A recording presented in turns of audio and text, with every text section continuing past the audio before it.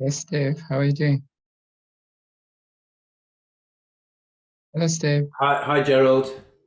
How are you today? Yeah, I'm okay. Okay.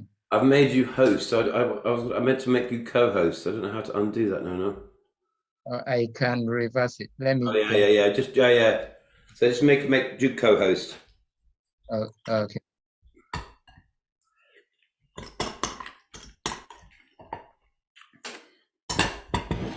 Mhm. No, okay. I'm going to make you. Okay, let me first make host. Yeah, sure. It's back to you. Oh, okay. Oh, oh gosh, hot.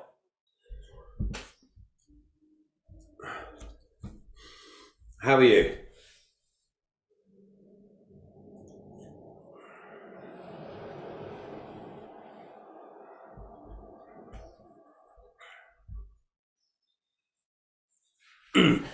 How are you, Gerald? I'm okay, Steve. How are you doing? Yeah, okay. Sorry, I couldn't make Wednesday. Yeah, I realized. Sometimes life takes over. Yeah, but which was good. It was good to catch up with those people. And then yeah, their conversations were good. Hmm. Yeah, because I think that's the way we need to head. AI and all that. We need to start working on those courses. Yeah, There is no better time to do it than now. I know. It's all a bit overwhelming because there's so much happening right now. Yeah. Yeah. Do you think that's something we can involve Darren in? Darren. Yeah, because if he can quickly run through now, incorporate the AI into his programming knowledge and everything, should be so easy. So we get the courses created, we do that, we Yeah, just we almost keep having the same conversation and not quite getting further. But he's put his energy into a couple of projects. But one is about he's so interested in blockchain. Ethereum and in the kind of smart contract blockchain thing. Yeah. Um, and he has been looking at chat GPT and trying to understand, thinking about all of that. Um, I'm using AI just to edit web pages. I was actually trying to install something to monitor our meeting and take notes, but I think it was blocking some people.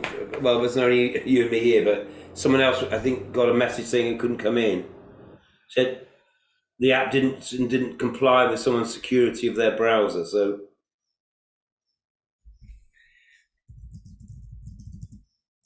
I'll just tell them that. I just was chatting with um, so I've been speaking to a woman called Helen Stokes.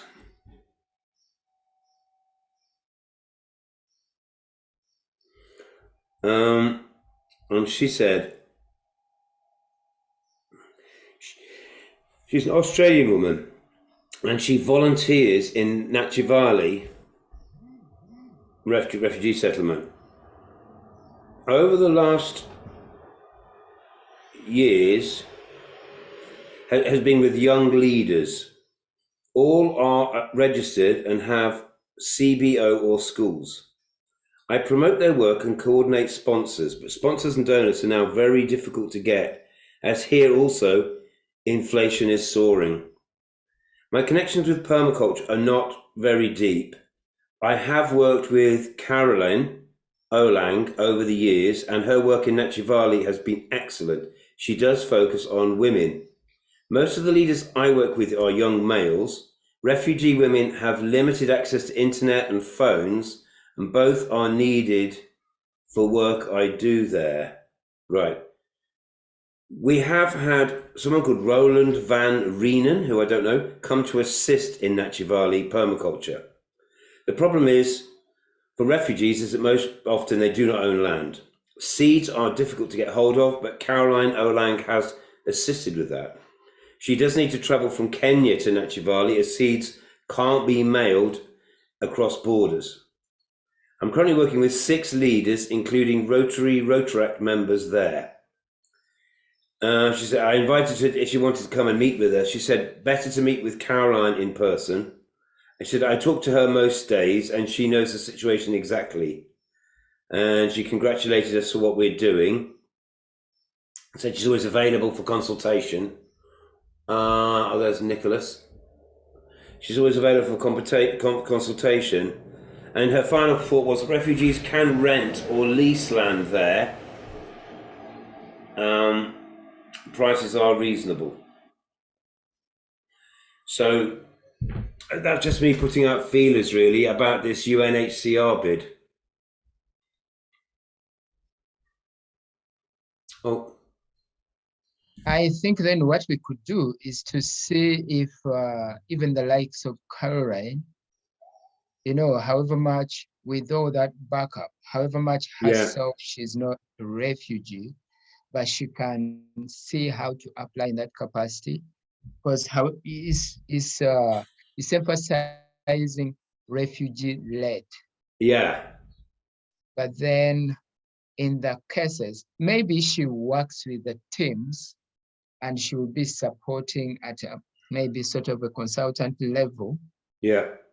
So that to fit into the refugee-led context. But then we could see how to do that.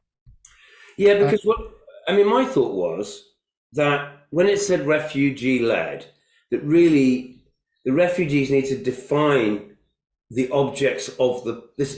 To my mind, that they obviously need to define the objectives of the project, so they understand. Oh, by the way, you can make me co-host so that you can. Okay, so Andre's struggling to get in, but he's also saying he's tired, so we will record it. Okay. For him, which we are doing.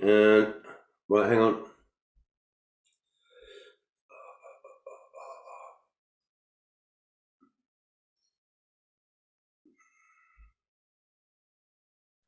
Okay, you are co-host.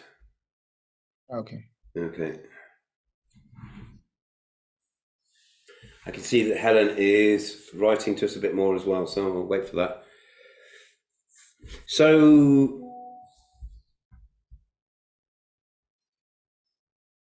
we could really have a deeper look into it, and then we can also set up as one of our next sessions, because I think now that what we're going to do going forward is to look at individualized kind of sessions or topical sessions. we could.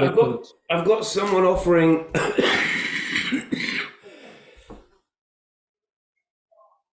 Okay, hang on. See, before signing off, I did have a great school there with children aged 3 to 13. We have a nutrition food program for kids at school. Currently, I'm finding that, but really, they need to grow the food for this. I will send a recent post we did. Their school director is totally honest, safe, and really wants to train permaculture. Issue is no land at the moment. Please see the posts. So that seems to be a good source. She said, so this is, all right, she's sending me some links. Helen Stokes, she's Australian, and she's worked in there over several years, and she has a team of people that she trusts 100%. So and that might be helpful. Somehow is she connected to Morag by any chance? Morag Gamble? Well, there may be an overlap. Yeah, let me just ask her because she's still there. Hang on.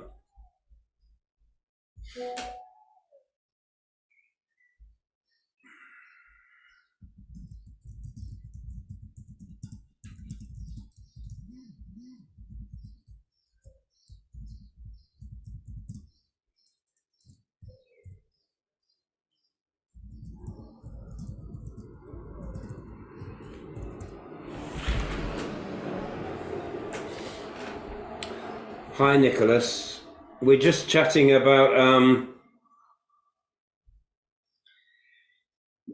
where we think we should follow on, where we should go next with this. That's really what we're talking about, and we'll wait for the others to turn up. But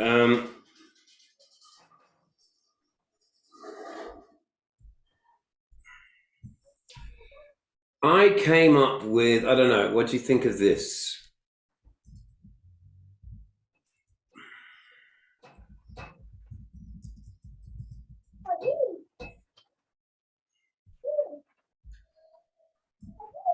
Something like that as a project name. And I don't know how it would translate. We could have it in another language, or a union, or something. Yeah. So I see it's Refugees United, or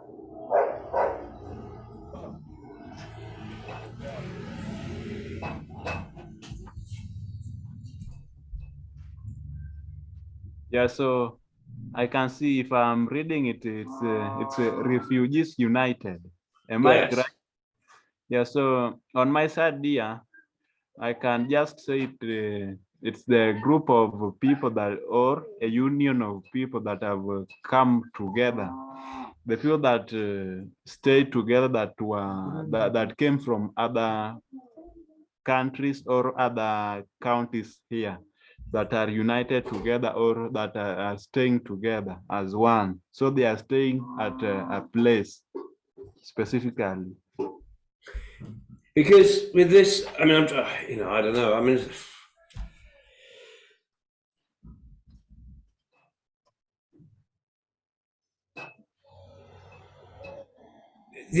I'm thinking, because in terms of this UNHCR bid, if we're to apply for that, they want to see a refugee-led project, and that we can see that what we've been told is that the funds for food for the World Food Programme are being held back because the price of food is going up really fast, and that is because of there's a war in Ukraine, which is the world's biggest wheat field. And I just read today is that so the Canadian prairies, also there's no rain. It's one of the biggest sources of food, and their crop is failing entirely. I read that today. So these are deeply disturbing things to hear. What, and it's going to affect everybody everywhere. And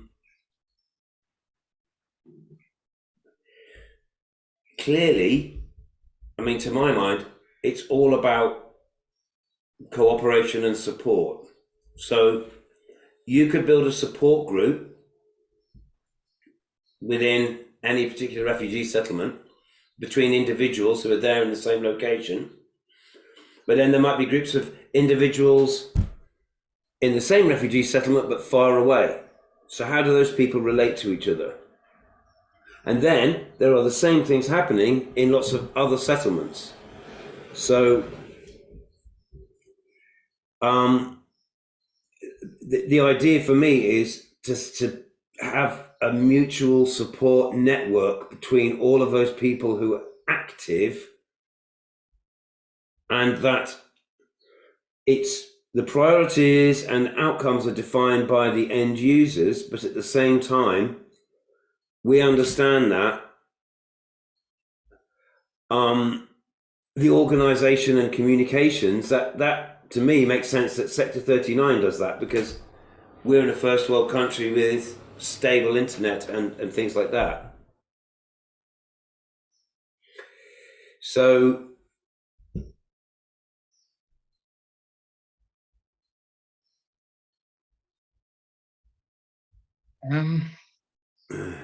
okay, I think that would be something that we can explore instead of having, let's say, Nachivari doing their own. We can have them, with our guidance, do probably one lump sum as a fully consolidated group, and then do subs under it. That way there is a guarantee of, even from a monitoring and evaluation perspective, but even in terms of quality. Yeah. Yeah. Which would So I'm be getting good. messages And all over now. Confusing. Let me get out of that. Right. Yeah. So.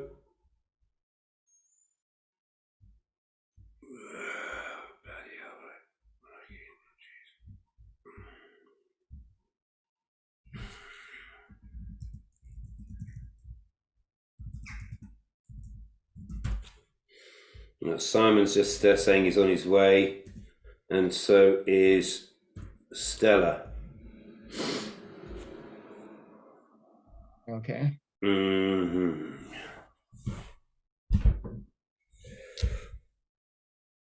Oh dear.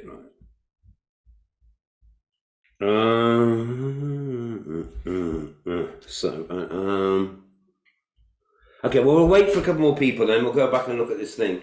I'm aware that we're not all refugees, and this fund is about that, but that maybe the process that we might do with them would be repeated by TAPA and other groups. I don't know. It's really difficult to do.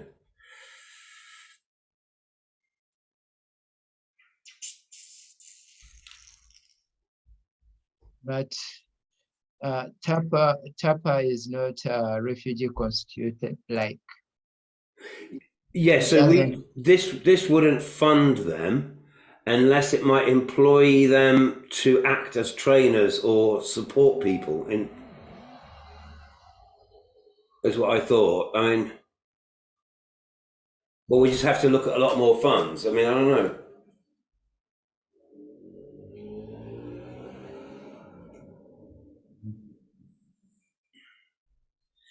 What I thought, Gerald, is Kakuma is not a million miles away from Permo, Africa. It's quite a long way, but it's not. It's in it's in the west, in the northwest of Kenya. It's within reach. Yeah, they're kind of towards Turkana, within reach, and Nachivali is within reach of Kampala. And so therefore, we could use our training hubs and members as part of a network, which, yes, the end users are the refugees. They're the priority people because they're the most vulnerable. But then who's going to actually help them? Who's going to provide them with a bit of extra support? And that extra support coming in from the outside could be the difference between success and failure. And if a team from wherever, but from our existing trainees from within Uganda, were able to travel to Nachivali and do a work camp, to do, sometimes they call it a perma blitz, but if you can get a whole bunch of people together for a few days, you can build something, you can set something up, and maybe do some training, do some initiation, do some training, and then build something. And then I think, so the things that, from what I'm being told, what I'm hearing is, people always need tools, they need seeds, they need work boots and things like that. Very simple, I think we have to focus on seed swapping and seed saving as a discipline.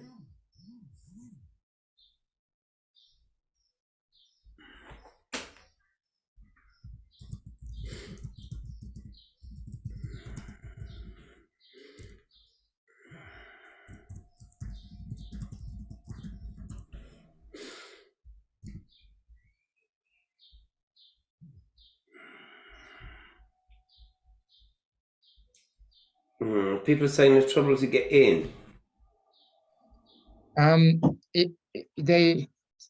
They don't need to use the email. if the emails are failing, then they can, because on the chat, there are both details, the login, the meeting ID and the password.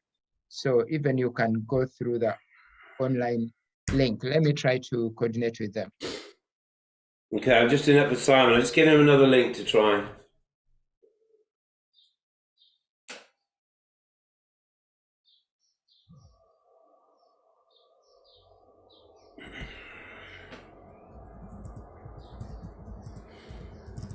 I tried running an AI thing, and I don't know whether that set up. Oh, Caroline's there.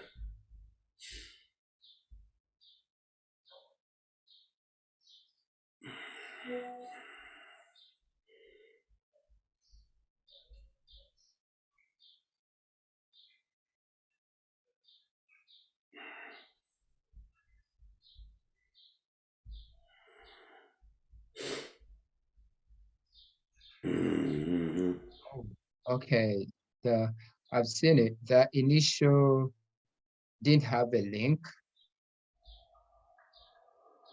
So maybe for those who are just clicking the link, it takes you. They don't have the app. So this one you came Yes. as the link. Okay. So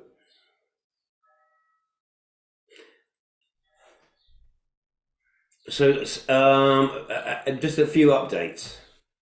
Whilst we're waiting for people to arrive, just chatting. So what I just went away on holiday for 4 days because I really needed a break.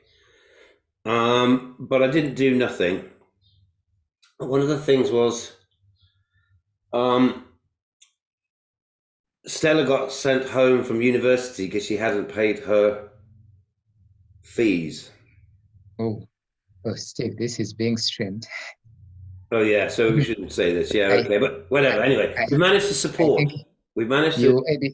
You edit it maybe Yeah. afterwards. Okay. Yeah. Sorry. Anyway, yeah. So it's everybody's needing support, and what I keep saying to people is, look, we're just teachers. All we can do is give you support and education, but clearly, people need resources, and I think that a function of us is going to have to be thinking about how we, can. We don't need large sums of money, but people are going to need resources to be able to go forward, whether it's for school and education, whether it's for renting land, accessing tools, moving about. All of those things are barriers. And if the World Food Programme is going to be halved, that's going to really hurt people too. So I'm wondering how that's all going to work out. It's going to be more pressure. Yeah. And, wow, certain things, I wish those would be the last options or the last decisions to take. Yeah. Because I don't think there are no or idle or redundant budgets they could utilize. Well, my idea, and I know it's a really bad idea, is let's not have wars and spend all that money on people. Hey. Yeah. But then, what do I know? Okay. Let's assume is All here. right. Oh, there's test phone.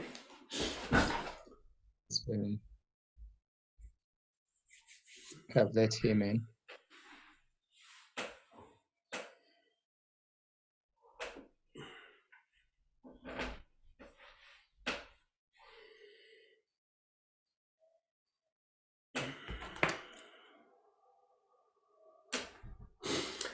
Yeah, I would hate to upset the politicians now, Caroline, wouldn't I? That would be awful. I like their wars. Chance for everybody to make money. Hi, Tess Fahun, how are you, my friend? We'd love to hear from you.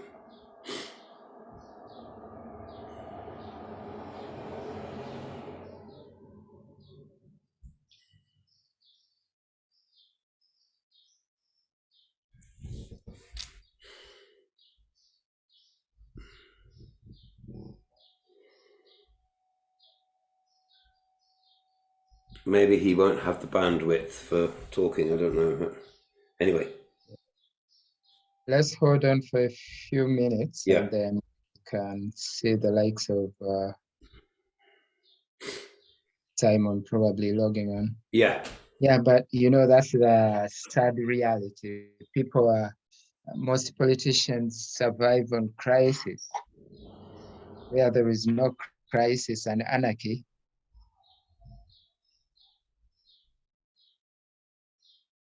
yeah. But I think one of the sessions we're going to organize, maybe next week or the week after, could be on proposal writing. But then as we do that, we are also generating ideas and guiding members on how to go about this. Yeah.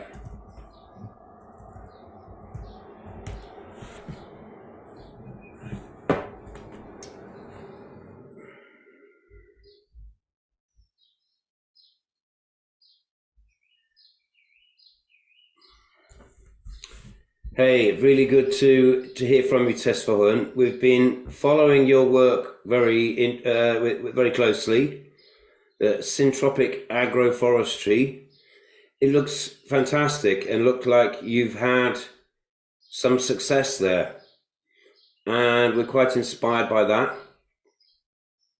And we've tried to share your images and discuss what we've seen. So that's been really, really interesting.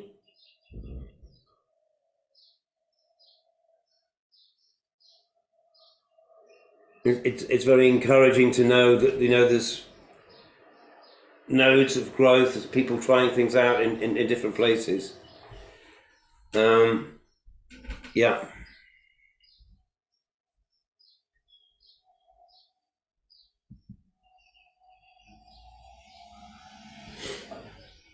Okay, there's Simon.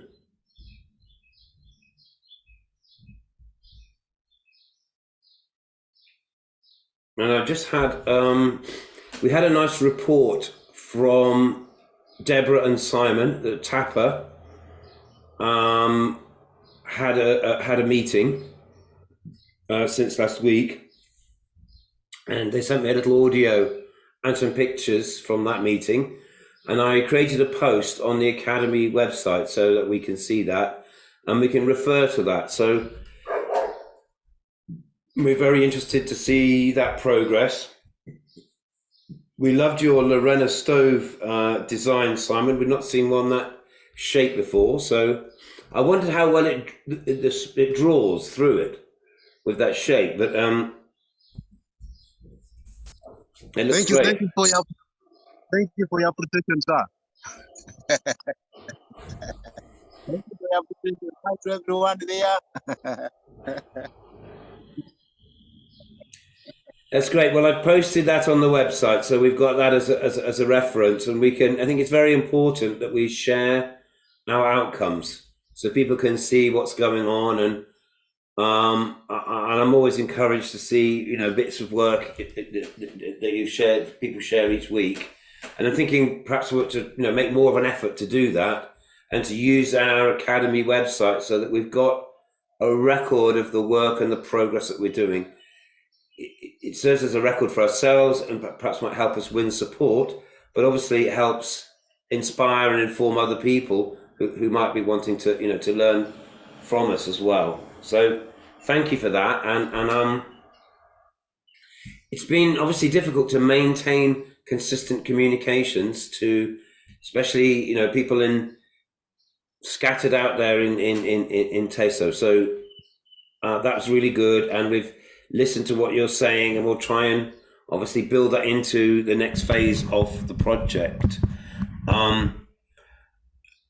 As I've said before, I've said to us and for your members to understand is Sector 39 are not funders. We're not sat on money to give out, but if together we can form a plan, that makes us much stronger to go out and ask for that and request for that. And that's what I think our next phase of work should be about. And So a very key idea is on having that feedback, building the evidence of what we're doing, building our network between ourselves, trying to maintain some regular contact because it keeps us, paying attention and moving forward. And I hope we could make some breakthroughs, because I think I still feel like we're building a foundation and something which we want to, be able to build on as we go forward. I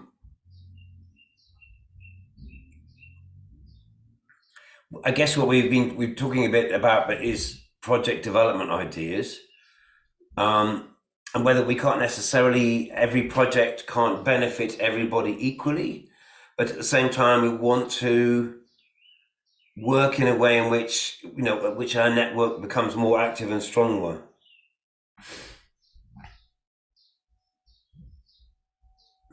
It's okay. Yeah.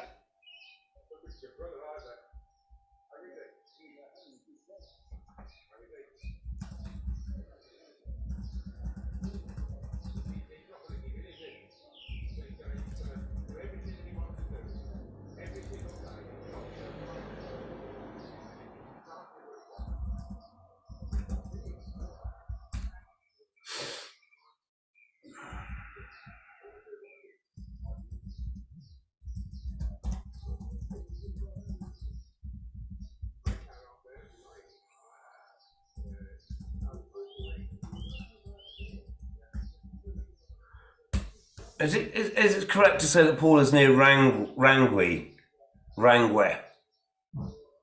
Gerald? Just as a chap from Homer Bay here, looking, reaching out for help, and I'm trying to think about where he might be. Not so certain. Caroline should be more supportive. Yeah, Oh, I should know. Just get the map up. She's dropped off. Let me look at the map. Okay, yeah.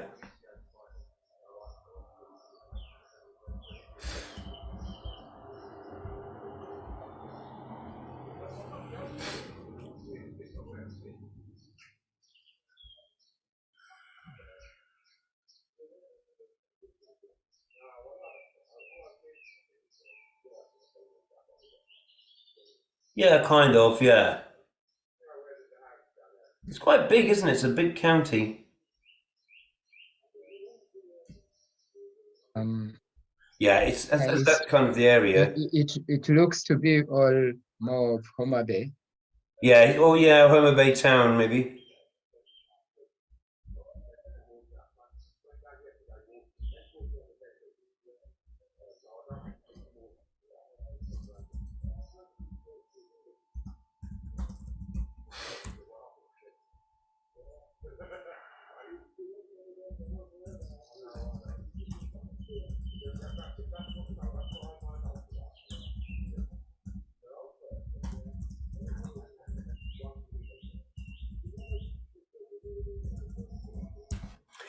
And this guy's got 3 acres of land, and he wants to know if people can work with him. That would be great to connect him with Paul. Yeah, that's what I was just thinking. And maybe to borrow a leaf from Tesfahum, Syntropic. Yeah. That way he can use it to scale.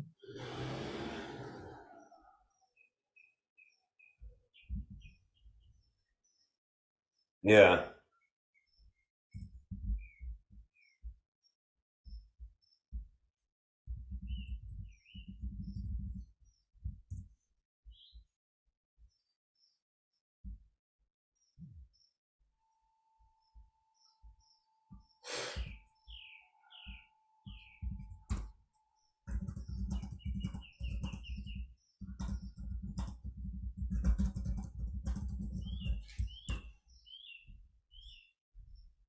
Anyway, I don't know.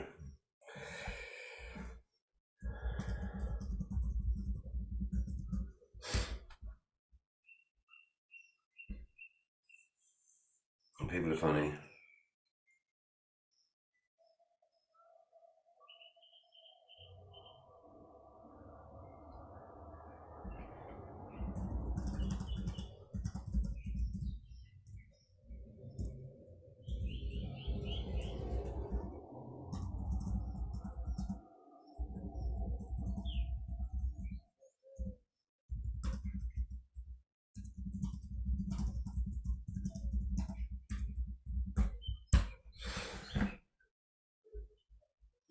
Huh. All right, I'm getting out of that conversation. I'm getting out of Facebook. Sorry. Is this a thing? Is this so? This guy's not very trusting. So as soon as I said you could work collaborate, I don't know. There's a clarity thing here, isn't it? We have to manage people's expectations. That's someone I don't really know. But it's the problem with Facebook is you end up with all these random chats. Okay.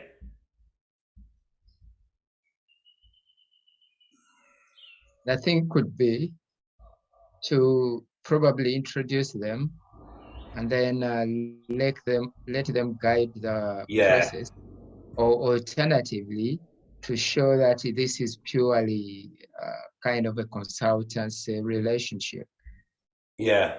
Otherwise, sometimes collaboration is something wide. It really is, isn't it? And it does. I mean, the thing is okay. So again, a slight frustration, but I guess it's the reality. So this is our learning.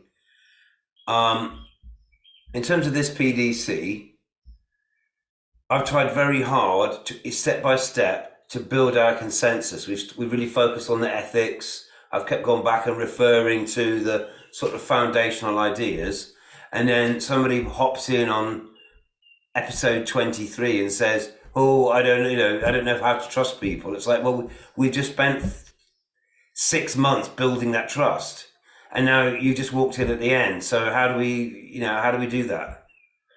And the reality again of teaching in this way is it's been really hard to have the consistency as if you've got everybody in the room. So we've obviously got a few people who've been for the whole journey, but a lot of people are just dipped in and out. So they then they want individual attention to be filled in on what they've missed, and it's like, well, we don't have the time for that.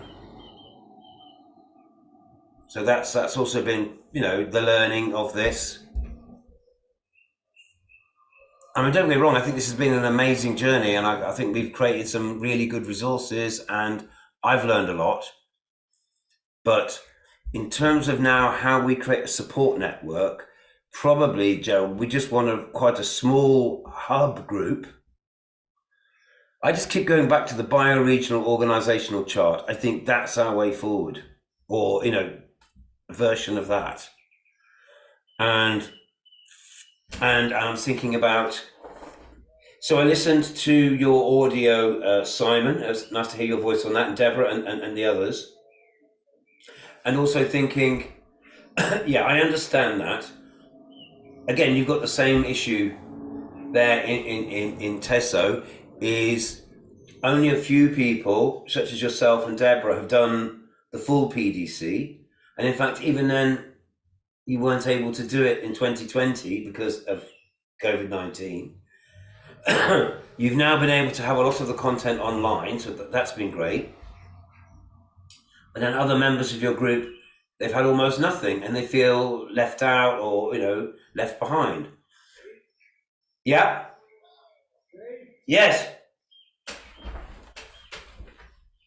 Yeah. Hello.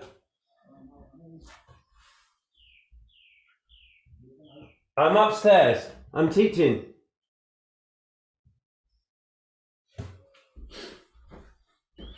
Sorry. Visitor. Yeah. All right. So as Steve comes back, I think one of the things we will appreciate, first of all, we'll thank people, because this is session 24, and the consistency, but also we'll look forward, or even as Steve said earlier, when we start seeing evidences like the Lorena stop coming in, being localized, when we start seeing all this feedback, that's a gauge of also how much has been achieved. That's the best way we can have that feedback, or a gauge. Otherwise, as Steve said, it's been a learning curve for all of us, including ourselves, from a facilitation point of view. And then we appreciate that it's also been having lots of ups and downs, things to do with time zones, things to do with internet connectivity and data. Yeah, all of which, as we always say, behind each and every problem, let's flip it and see a solution in it. Yeah, what do you, Steve? Yeah, thank you. Yeah, so I've been away a few days, so my neighbours were coming around and checking on me. So the theme for this week is back to with Principle 12, which is about change and which is about how we move forward. And I titled the session "Change as a Force for Transformation," because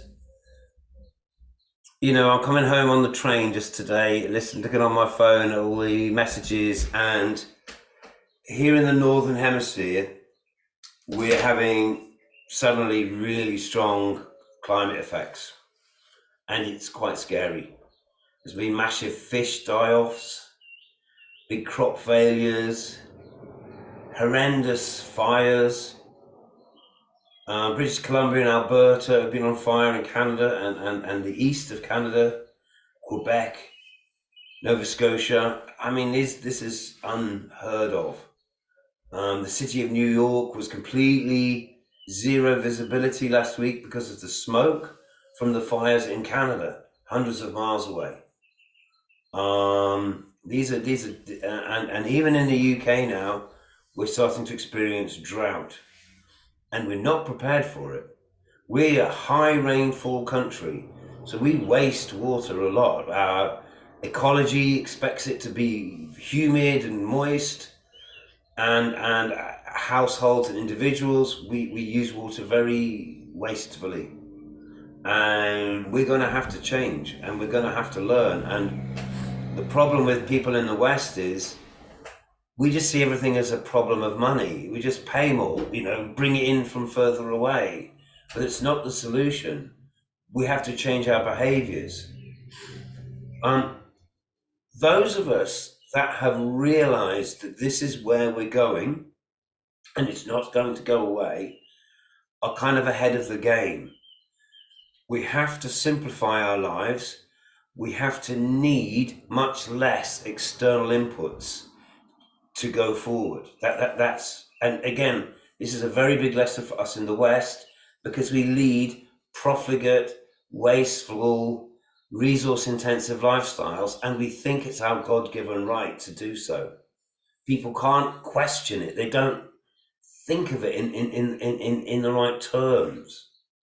So I think it's going to be very challenging times for the first world, because, as I say, we're just not prepared for it. And we're experiencing the ecological stress of the planet. We experience as economic stress. Price of food goes up, price of energy goes up, price of transport goes up, price of borrowing money goes up. And so that affects us in economic ways, but actually that's because of environmental factors, really. So we're not even understanding what's happening to us. Those of us who are already living a sort of a more simple, less resource intensive life is a much more streamlined. And so in some ways there's an advantage there,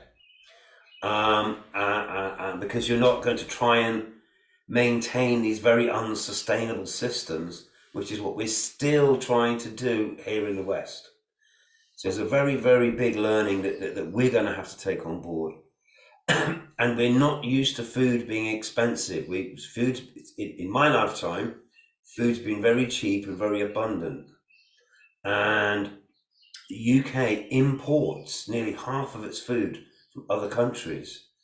And when there are shortages, countries stop exporting food. So big, big, big challenges are coming our way. What we've learned as we've gone through this PDC is that together we're stronger.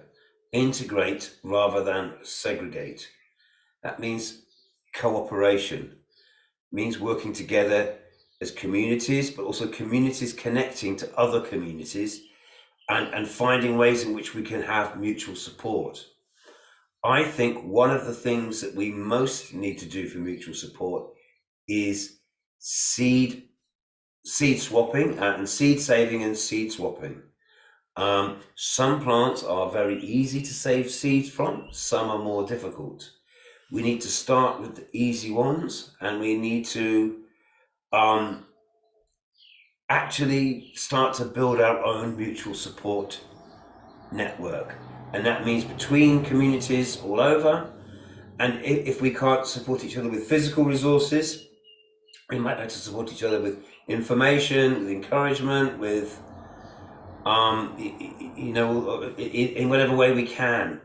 And together with that, we might be able to go out and compete to win resources such as funding and so forth. Understand. So if the world has to go through a transformation, that needs leaders. And that's why we've done some sessions on permaculture and leadership, because permaculture is not about top down telling people what to do, but when people don't know what to do, it takes organizing so that people can be effective, and we're not wasting our time being angry at the system that's breaking down, or putting our energy in the wrong places. You have to be strategic. That's what we're going to have to do. So each of us, in our own small way, should see, maybe a leader's a wrong word because it sounds a bit hierarchical, but you know what I mean.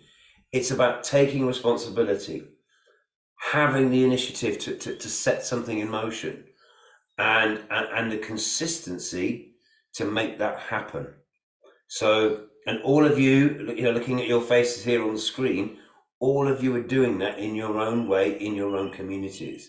So that's the process that I think we have to build on. And if we remember, in our 9 areas in the bioregional organizational map, that the first one was food, because food's the most fundamentally important thing. And I think water probably has to go in with that, because you can't grow food without water. So we need to start thinking strategically about building support groups around ourselves, around seeing ourselves as an organizer. Can we initiate a food support group? Now that's happening in Tapa, it's happening there in Teso, for example. And we've seen all sorts of progress with that. But let's think now about what that next step is. And that's what I felt I was hearing in the message that you sent me this week. People said we need more training, we need better organization, and clearly you need some resources as well. So but that has to go on. It's not just food that we need, it's shelter, it's livelihood, it's health, it's communications, it's transport, it's whatever the other ones were. Now, some might feel and perhaps are a little bit more important than others, but for the long-term success, you need to pay attention to all of those things. Tess Verhoeven, it's nice to see you. Would you like to contribute?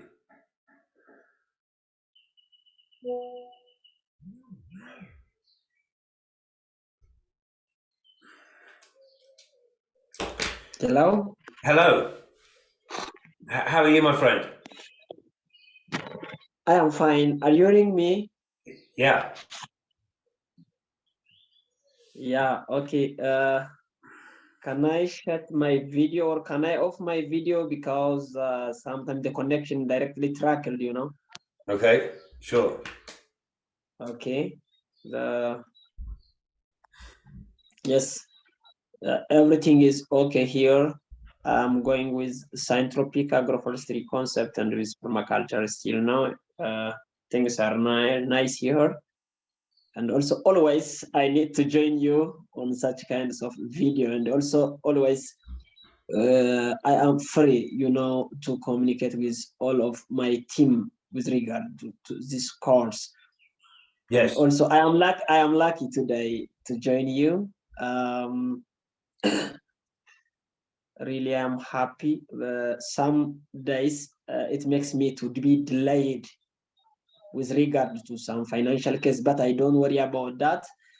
Always I'm joining and also seeing the video on YouTube, because sometimes after your presentation, even after your presentation, but I am trying to join this like on Zoom, but it is I haven't got. Sometimes when you come to online, ask you password. That makes me too late. So I join always on YouTube, and I'm happy to be with you.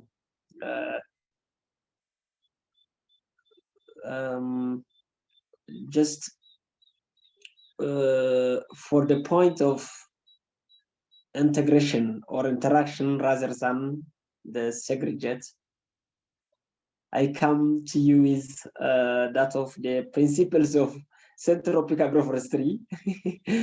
I'm happy to share a little bit for that with syntropic agroforestry. Can I say something? Please do. Yes. Yeah. Yeah. Okay. Thank you for giving this chance for me to be here. Let us, according to the philosophy of syntropic agroforestry, you have to know that nature always strives to syntropy. That means when let I say something about succession, that succession is the tendency to develop from simple to complex, to the so-called stage of abundance. As a simple example would be that nature in the tropics strives to evolve from desert into tropical rainforest. So through the process of succession, plant life moves towards species that are capable of capturing and handling more and more energy. So let I say some principles of that of syntropic agroforestry. They are always based on 5 main principles. Like that of permaculture always depends on these 12 main principles. This syntropic agroforestry depends on 5 main principles. In a permaculture, we say mulching. Here in syntropic agroforestry, it says keep the soil always covered. That means no bare soil. It's principle 1. We cover the soil with stick, hay, wood chips, or anything that once has lived and with densely planted crops. So as we know, the function of mulch are the heavy use of organic material as wood branches, leaves, dry grasses, seaweeds to cover the soil. That's protect the soil from evaporation and the drying out. Also, the mulch keep the soil from evaporation and drying out. As I mentioned, keep the soil longer moist. And when it cools the earth down, so that water can never taken easily from the soil. That means also it prevents flooding of water. It prevents erosion and attracts our restless farmers, what we call it the soil microorganisms that causes the soil aerations. This difference principle of that of syntropic agroforestry. The second one is maximization of photosynthesis. Photosynthesis is, as we know, it is the process in which the main source of energy, that means sunlight, which is transformed into life itself, sugars, oxygen, and the cooling down effect. So the more photosynthesis is, the more energy for plants, the more life, and also then we get the more harvest. In other words, syntropy instead of entropy. That means syntropy instead of entropy means instead of monoculture. So we have to make it multiculture or polyculture. The science of knowing the optimal dose of sunlight for trees and the crops to achieve the best photosynthesis process is the base for the maximization of it. Some fruit trees need 100% of sunlight like the coconut. Some needs 80% like the mango. Others need 60% like soursop, and again, other need 40% of sunlight like citrus, and some just need 20% like cacao, coffee. So from the higher to lower, we have to arrange, we have to put them in order, how much the sunlight they need. So we put the it by itself. They can put the cooling effect on the soil. That brings or that covers the soil. So indirectly, we already planted the water to the soil. That means let us focus a bit more on what's caused by too much carbon, which is largely caused by industrialization, traffic, and industrial agriculture generally. Large area of the Berla. We know. In the process of photosynthesis, this carbon is transformed into energy in the form of sugars, and thus causing global cooling, which is good for our planet in general, but also for our syntropic farm. The densely planted canopies of our crops cause a cooling down factor, which has a very positive effect on the humidity of that of farm. The cool surface of the leaves let evaporated water vapor condensate and form drops of water that will fall down as a secondary form of precipitation. So we literally plant water this way indirectly. The second one is next to maximization of that of photosynthesis. The third one is stratification. The first is mulching, no bare soil or mulching. The second one is maximization of photosynthesis. The third one is stratification. This is to achieve this maximization of photosynthesis called the first described technology to achieve this maximization is stratification. Stratification has a lot to do with our choices in planting crops and trees. Because of the love of shade, we can plant a lot of low strata crops. At last, 80% of the bed we can use a low strata crops of trees. In a bed of 10 meters, we can plant about 8 low strata trees, and in a bed of 1 meter, we can plant at least 8 vegetable crops. In a bed of 1 meter, we can plant at least 8 vegetable crops. That means in a low strata or under the tree, we can plant that means the low temperature levels. That means in which crops will be ground, which crops can love low or low temperature. So under the stratification effect. So maybe example here, at last 80% of bed we can use for low strata crops of trees. In a bed 10 meter, we can plant about 8 low strata trees, and in a bed 1 meter, in a bed of 1 meter, we can plant at least 8 vegetable crops. This is with low strata crops for or under the shade of the trees. So medium is good for 60% of occupation, 6 crops per meter square, high for 40% or 4 crops per meter square, emergent 20% of the space is 2 crops per meter square. For example, what we call emergent is the higher one who are the sun loving. For example, might be the coconut, might be Gravella robusta, which are the very long one. But under it, we can plant some vegetables, which are the shade lovers. If is it clear? I'm sorry. Hello? That's good. This is very interesting. Yeah. So The fourth one is succession. So let I say something about succession. It is so the fourth one of the fourth principle of syntropic agroforestry is succession. Let I say something. Succession is the knowledge that in the formation of forests, one plant variety is succeeded by the other. We imitate this in our production of crops. So radish, after which is 3 up to 4 weeks, succeeded by cucumbers after 5 up to 6 weeks, succeeded by melons or watermelons 6 or 7 weeks, succeeded by okra and the corn after 8 weeks, succeeded by eggplants that can keep producing until the cassava gets ready.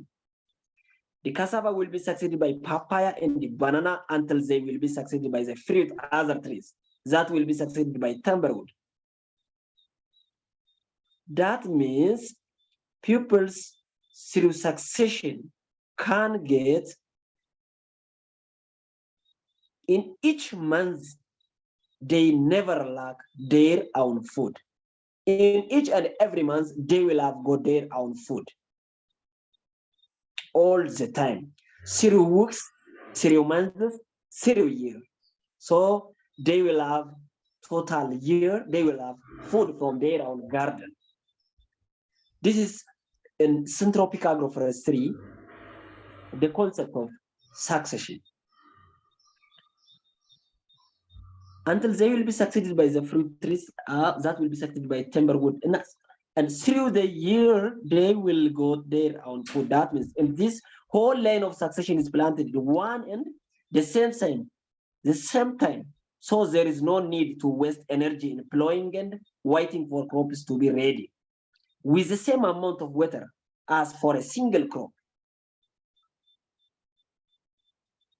That's the point. The final one is Just the one. final Abba. Yes. Please, sir. May I ask you a question? Yeah. Sorry to interrupt you. This is really, really interesting. I just wanted to understand more clearly. You said there were 5 principles. Yeah. And the first one was mulching, protecting the soil, no bare soil. Yep. Yeah. And the second one was about layers and the strata, yeah? Yeah, maximization of photosynthesis. The second one is Maximization of photosynthesis.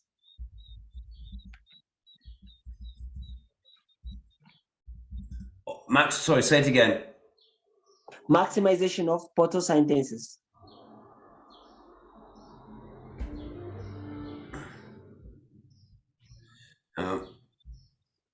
I'm just trying to make a note so that we can all have to look at this. Maximization of I still haven't got it. Okay, photosynthesis. Photosynthesis. Yeah. Got it. And then it was layers and strata. Was it? Photosynthesis. And then succession. The another one is stratification. The third one. Yeah. Got it. And then succession, and then the last one. The fourth one is succession. Yeah, got it. And then number 5. Number 5. The fourth one is succession. The fifth and the final is management. That is the best important. Okay, I've got you now. Thank you. Yeah. So management, it is to speed up the process by pruning, to pump up the system with biomass, to keep the stratas in place and to harvest. It's the final one. So always, this many vegetables planted under the shade can't give the yield due to the shade with the biggest trees. So we have to manage continuously by pruning those trees. Always, we have to manage the trees by pruning continuously. So just already I finalize and also make clear for you, I think, the concept of syntropic agroforestry principles. Thank you for your follow-up. All, I think this is enough for now. Yeah. Hey, that's fantastic. I've made some notes, and so we saw your lines of the plantings. We saw those photos you shared with us. So is your garden? So we've got planted in a strip and then another one. So is it going to slowly move forward, or are we staying in the same place? But as we're adding it, are we building? The garden's going to become wider. Does that make sense? Yeah.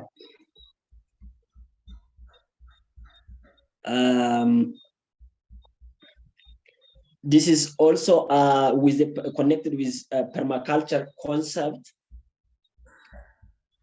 like companion planting. Yeah. Because just we interfere that of the concept of that means the insects directly come and because they are directly disturbed with the different types or variety of crops in the same place. They will be complicated with the variety of trees and vegetables under it. So no more disease, no more pests.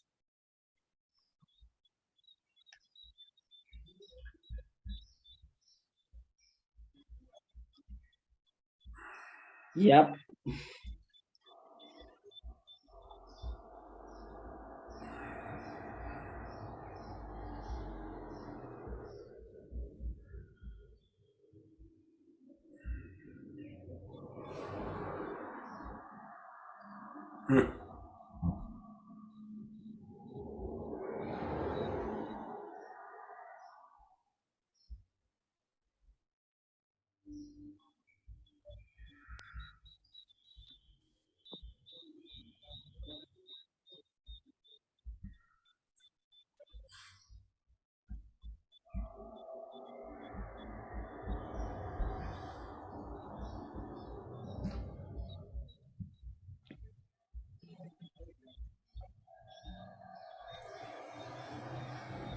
Okay, test phone, can we see this? Test phone.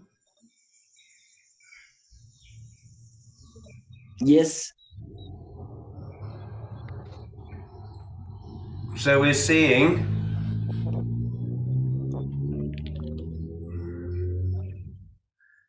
now, this is moringa. Yeah. And then we're seeing underneath where you started to build the mulch layers, yeah? Yeah. Okay, and already the birds are coming to enjoy the pickings. Yeah. And so now there's a bit more shade on the soil, protecting the soil. Exactly. Yeah. I think I had some photos of yours as well. This is just one bit of video you shared with us. Yeah. And then I can see your understory. Your cabbages are there. Yeah, exactly. They start harvesting squash, cabbage from here. Okay. And we've got something And on here on this side. Yeah.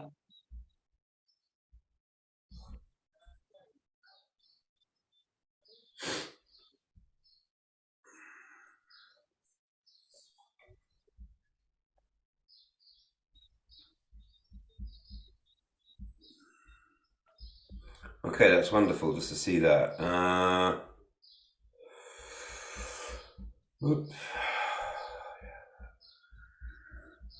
So we looked at that on our lesson 16.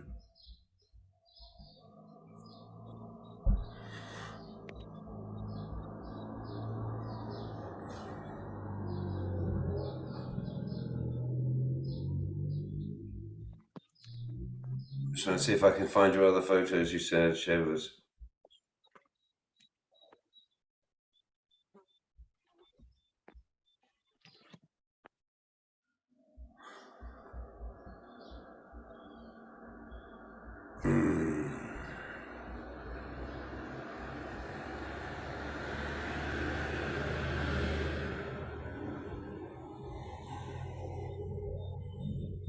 Well, anyway, okay, all right.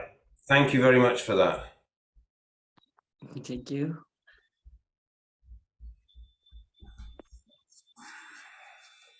I think I really like the idea of this succession process, and that you're working it all the time. And so I like your 5 principles. It's very focused. And I think that this can't be said too much. This was the first one with the mulching and the protecting the soil, and especially in hot climates, it's so vital. And I just see so many people send me photos of their gardens, and I just see bare soil with a tiny little plant trying to get established in it. And I always want to make that point. So let me ask you some questions. Do you find sometimes that the mulch becomes a habitat for potential pest species? Are there some negatives to using mulch? Some problems which you've experienced? What? Has sometimes using the mulch to cover the soil, are there some negative impacts of that? Have you experienced? And I'll say in our climate, we have slugs, and they will destroy your baby plants, and they love to hide in the mulch. Okay. That, for example, it might be in a cold season. Might be in a cold season. Yeah. The mulches which are not decayable are not that much recommended. But we have to use always the decomposted or composted materials, which will be composted. For example, the grass clippings are easily composted, no problem, not much problem. Yeah. And also the straw are easy to be composted. Yep. Yeah, that's good. Thank you. Yeah. Here, Caroline add some pointers with regard to termites. So she adds some pointers. Yeah, she is. I think she is disturbed with termites. So with regard to termites, you have to plant some lemongrass nearby or surrounding it. Yeah, they don't love lemongrass that much.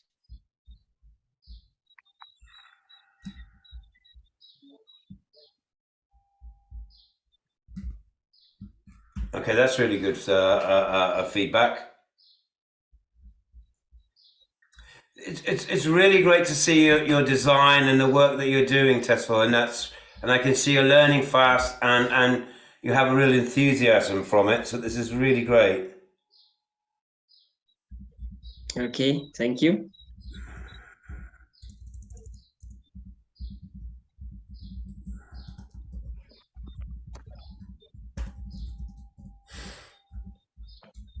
Okay, I've just added those notes to our page.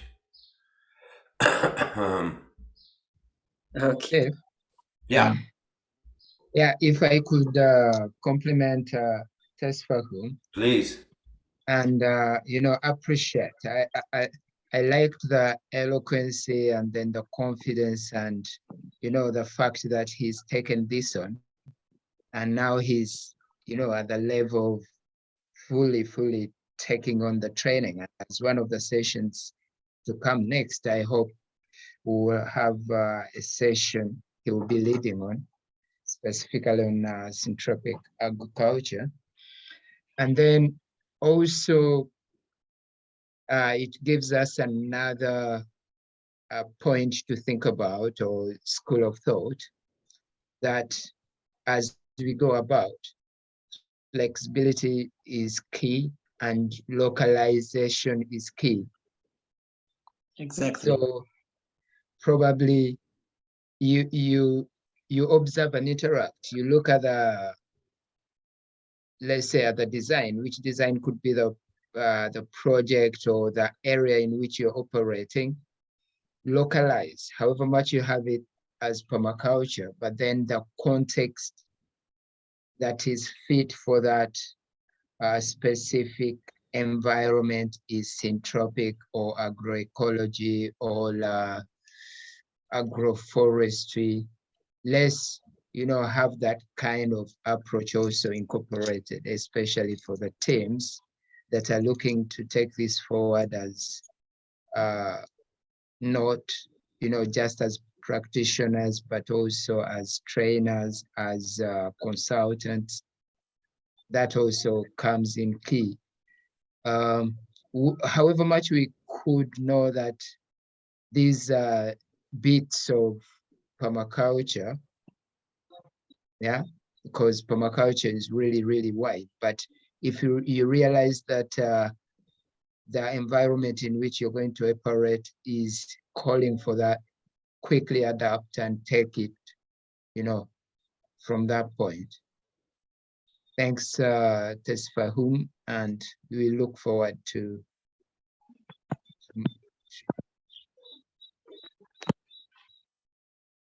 Over to you, Thank Steve. you, Gerald. Welcome. Thank you, Gerald.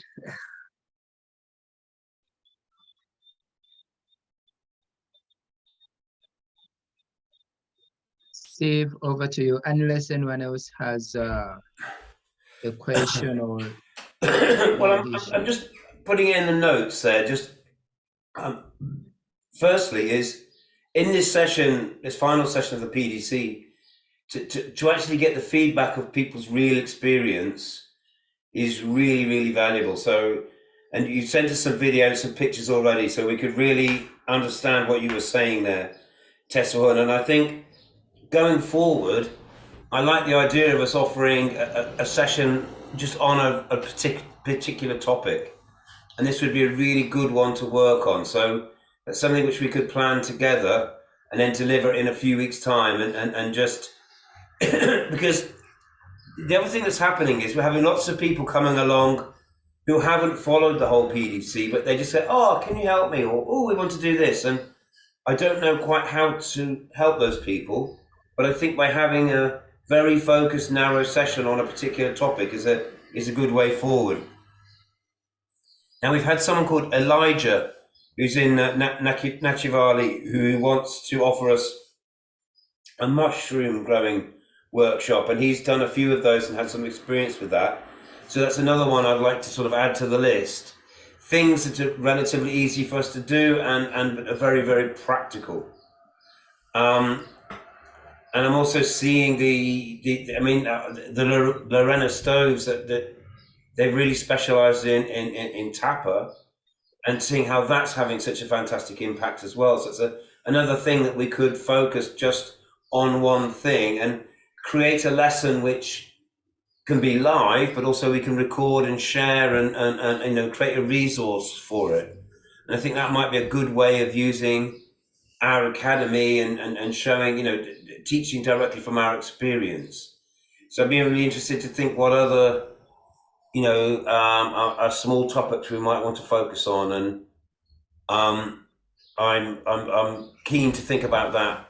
So, has anybody else got some feedback from their own experience that they might like to share?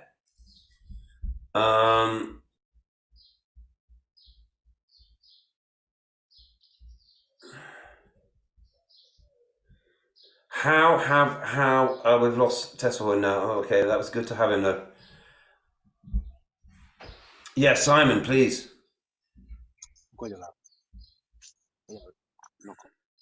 Yes. Now, here, what I could say basically is to share something on the oyster mushroom growing. I don't know basically how time can allow us. I discuss on that matter. Well, just give us some initial experiences if you have. That's great. Yes.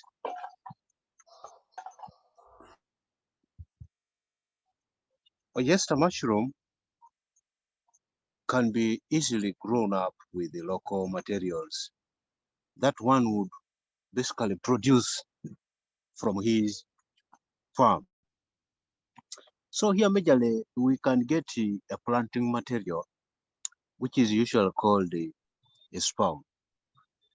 And that spawn is usually prepared in cultural laboratories, and it can be at two shades. One of the incubation or the spawn run. The spawn run should be warm 25 degrees to 28 degrees centigrade. Clean and free from rodents. It should be clean and free from rodents, because you know the action of the rodents is a bit destructive to such kind of delicate things. And the shade the shade should be a bit dark in place. It should be dark in place. And one of the cropping of the fracturization, let me say, one of the cropping should be well ventilated, cool. It should be well ventilated, cool at a temperature of 18 to 25 degrees centigrade. And the humidity of 75 to 90 degrees, and with the light in it. Then definitely we shall go on the process of mushroom growth. The other third step I can say is about the substrate. These are organic materials, one which the mushroom are grown should be any for the following crops and agro-industrial residues: wheat straw, rice straw, maize stover, millet straw, the barley straw, the cotton seed hull, the cotton waste gaining, the sisal waste, legume trash, sugarcane trash, and then the dry banana leaves, and then the maize cobs. Those are locally obtained. They are locally obtained. And then the step 4 I can talk about is the plastic bags. Should be 3 to 4 kilogram capacity, black or transparent. Black or transparent. And then the drum or a boiler for pasteurizing the substrate by boiling or steaming it, because we are to steam it for some time and then we pack it. And there we raise rocks or trays, preferably of wire mesh, on which to drain the pasteurized substances as it cools. And then strings in the plastic bags after which filling with the substrate. So the procedure is procedure 1. After gathering all those steps that I've talked of, and then the other procedure is 1, soak or wash in water. You soak and wash the substrate in water, and then boil or steam for 2 hours or 4 respectively the maize straw, the wheat straw, the sugar trash, and the maize combs. It should be combed or crushed before they are boiled or trimming. Hang out the substrate on a raised rock so that the water drips out until only 70% moisture is remaining, and the substrate should cool to 35 degrees centigrade or below that in order to maximize the process. Remove the spout from the bottle onto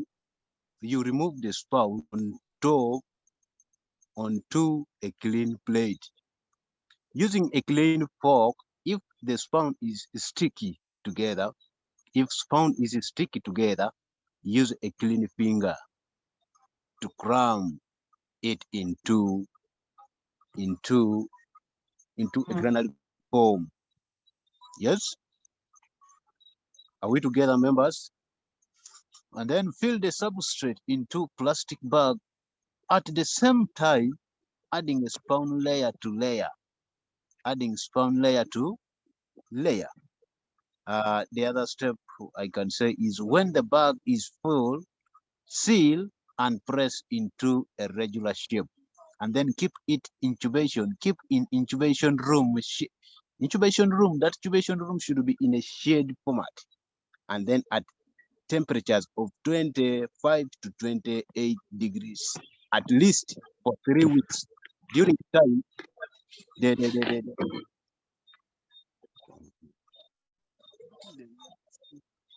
Malaysia from the spawn grew and colonized the substrate. The longer the spawn, one period, the better the yield.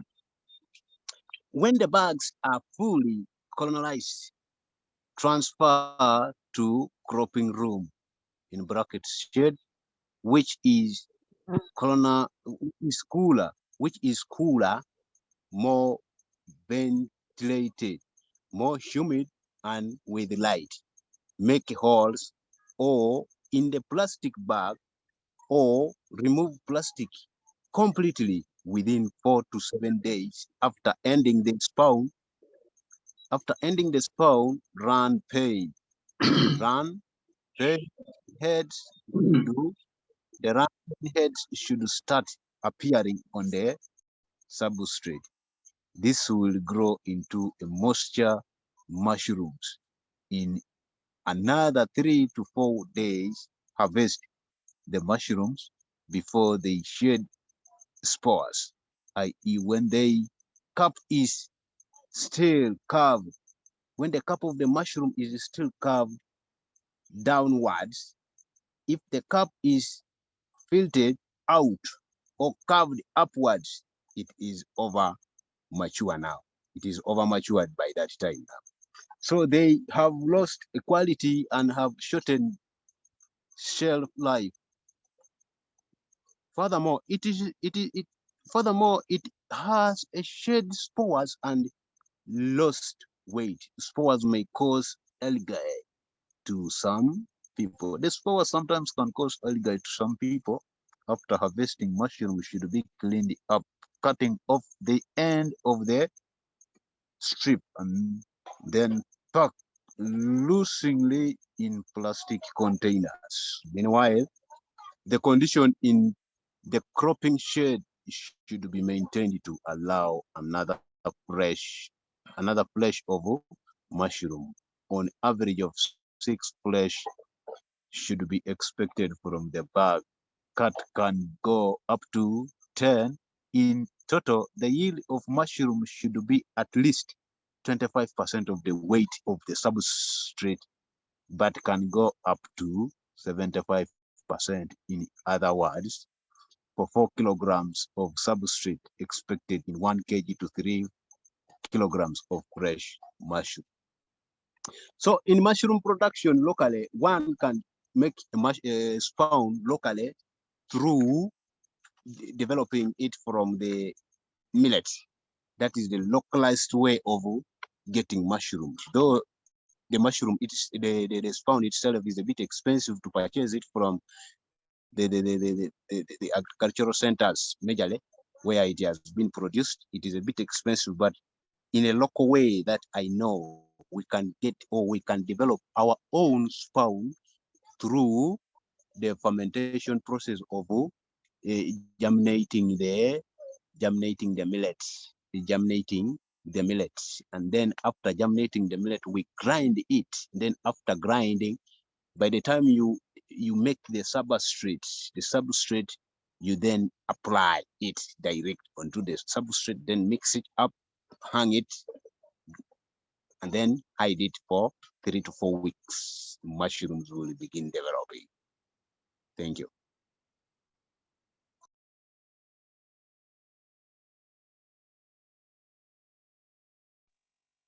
Thank you.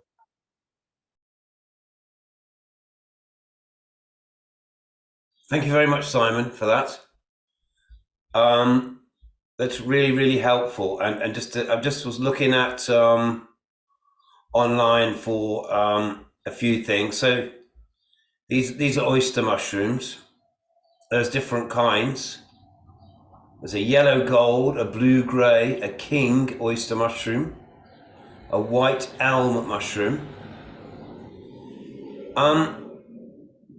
So what we're understanding is, so as mushrooms mature, they generate spores in their gills, and they can be many millions of tiny microscopic spores, and they need to land on, to use your word, Simon, on a substrate.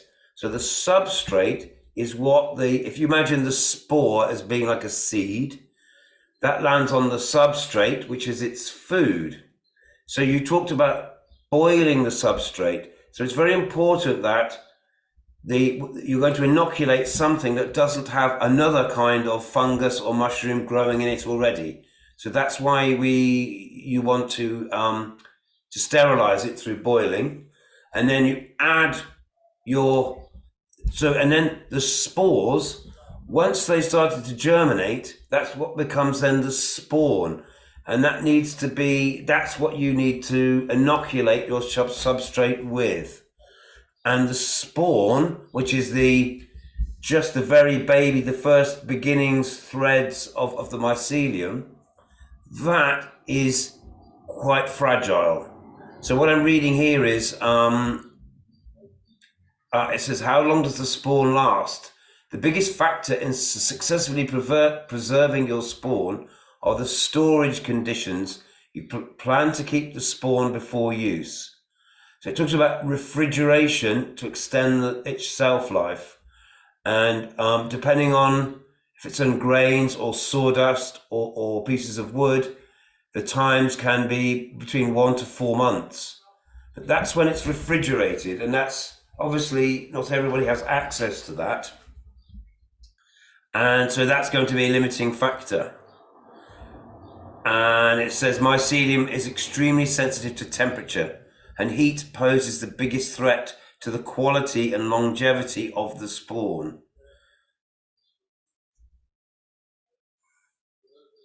So it'll begin to grow in warmer conditions, and there'll be a reduction in quality if you're not inoculated into your substrate. So you can propagate your own spawn. But again, the point that you made, Simon, which is very, very clear, which was you've got to be really clean, because you're just trying to promote one particular kind of mushroom, your oyster mushroom. And if you're not careful, because mushroom spores are in the air everywhere, you'll end up with something will go rotten or bad, or you get the wrong kind of mushroom. So it's a lot about the cleanliness and having the process set up. I think with a lot of these things, the challenge is to set up the process. And once you've managed to do that, it can then become an ongoing thing. So we've all got a lot to learn on each one of these topics. That was a really great introduction, Simon. And I'm going to have to think about building the understanding of our students and our members so that they can firstly have a successful growing and then be able to pass that on to other people. So anyway, just that was very, very good. And I'm just really interested to hear people's own experiences. Yeah. With the oyster mushroom, we have got around 3 to 4 types of oyster mushroom, but it depends on the type of spawn that you will use to develop it. That is what I forgot to say. It depends on the type of the mushroom that you use for developing it, and then you will produce the one that you need. Basically, this one, the one I'm talking is basically on the white one. And then there is the other one which is a bit brown.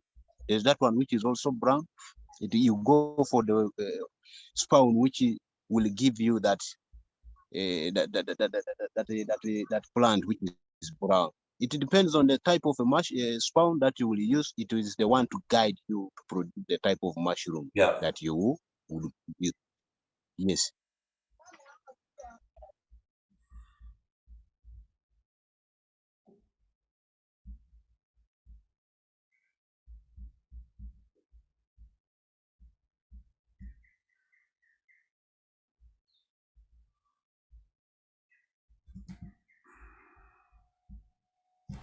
Anyway, yeah, okay, very interesting.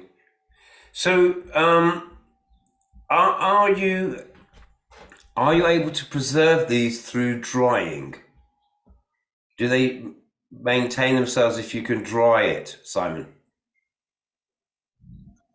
Yes, to drain it. Yes, I can do it. And that is the thing. I'm first of all going to begin with Tapa here. I want to give them the knowledge such that the knowledge will be spread to the communities. It is that I'm trying to organize the resources for that development of the mushroom. Then immediately after I have developed it out, that's when I will forward it to every member, all the steps. Yeah. I am still just gathering them. Okay, well, we might be able to get some more information from this guy Elijah, who has some experience as well. So, really great if we can build conversations around these key topics. And as you have experience, again, it's something which we could do here in the UK. I could try doing a batch here at home, and we can share our experiences. Yeah, really great. And look how it fits our principles so well, because we're getting a high value, nutritious crop from what might otherwise be waste materials. And obviously the mushroom breaks those materials down and then gives us compost, which again we can feed into our syntropic agroforestry system. To try to think about how all of these things can fit together.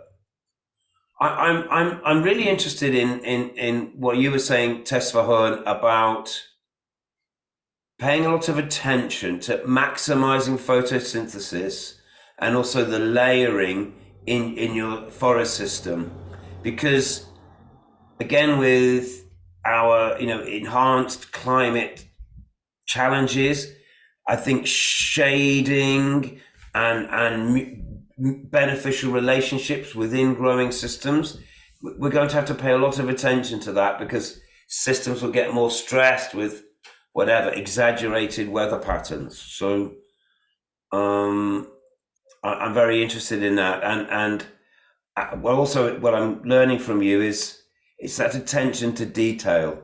So I think here I'm guilty here in the West. I set up systems because I want to see them, I want them to work and learn from them, but I'm always moving on to the next thing. So it's that consistency and paying attention to the detail and the maintenance. And in a whole yes, please, Simon. Yes, basically when we come into agroforestry, we are a bit challenged with some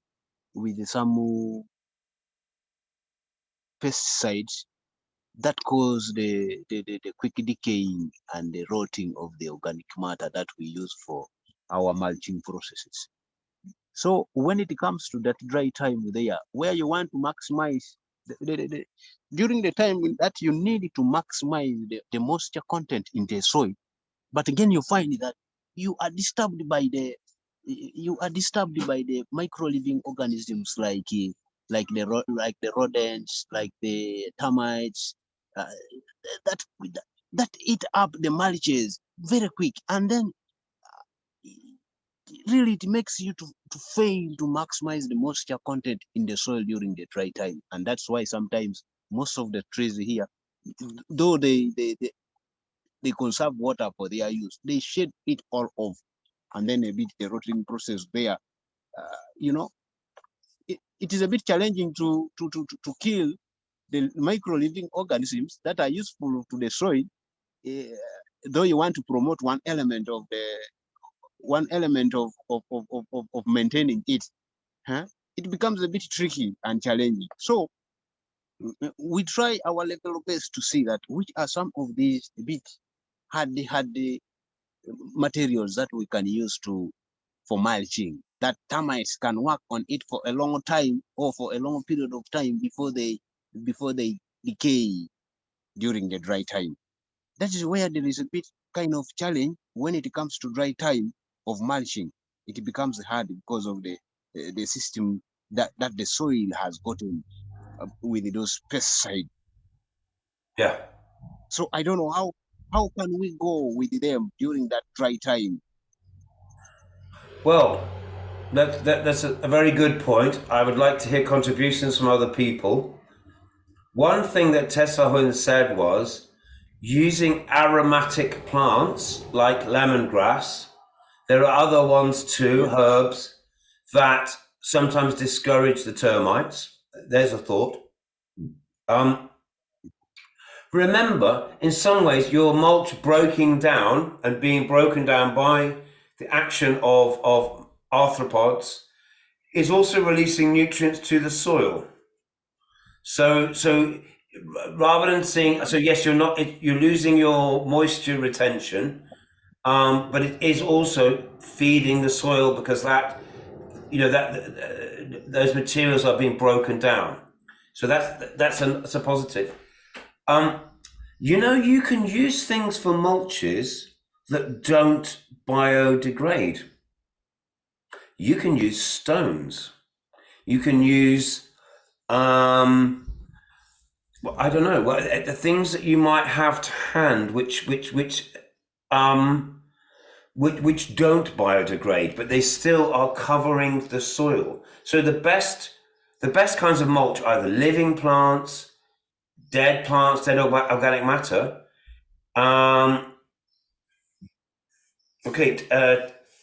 Yeah, thank you, Gerald. Tithonia. Tithonia? Is that an aromatic herb? It's a widely occurring sort of plant. Yeah. And it's very common in even in eastern Uganda. I think we've seen this. It's usually by the roadsides. It has a big yellow kind of flower. Oh, I know it. Yes, yes. Yeah, with slightly broader leaves. Hey,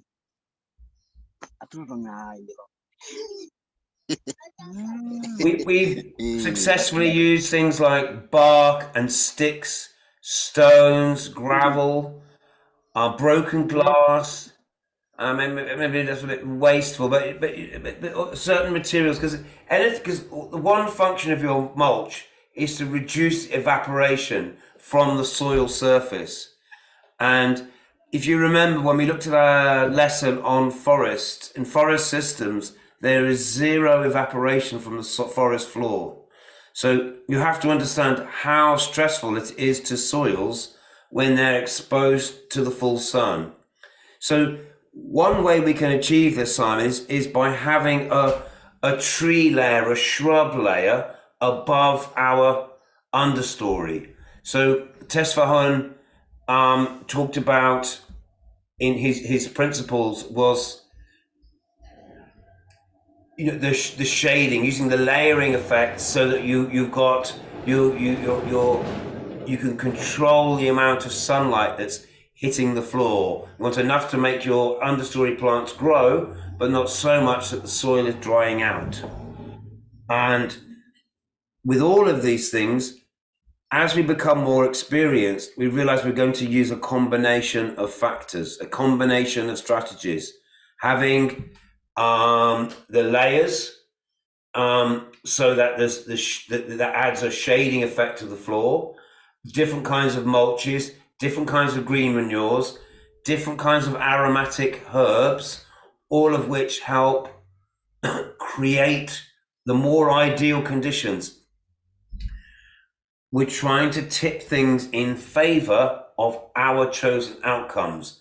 We're not trying to get rid of the termites or the ants. They're part of the system, but we don't want them to take over because we're trying to find a balance. So I think those are our key thoughts there. But so this is all very interesting stuff, and I think as we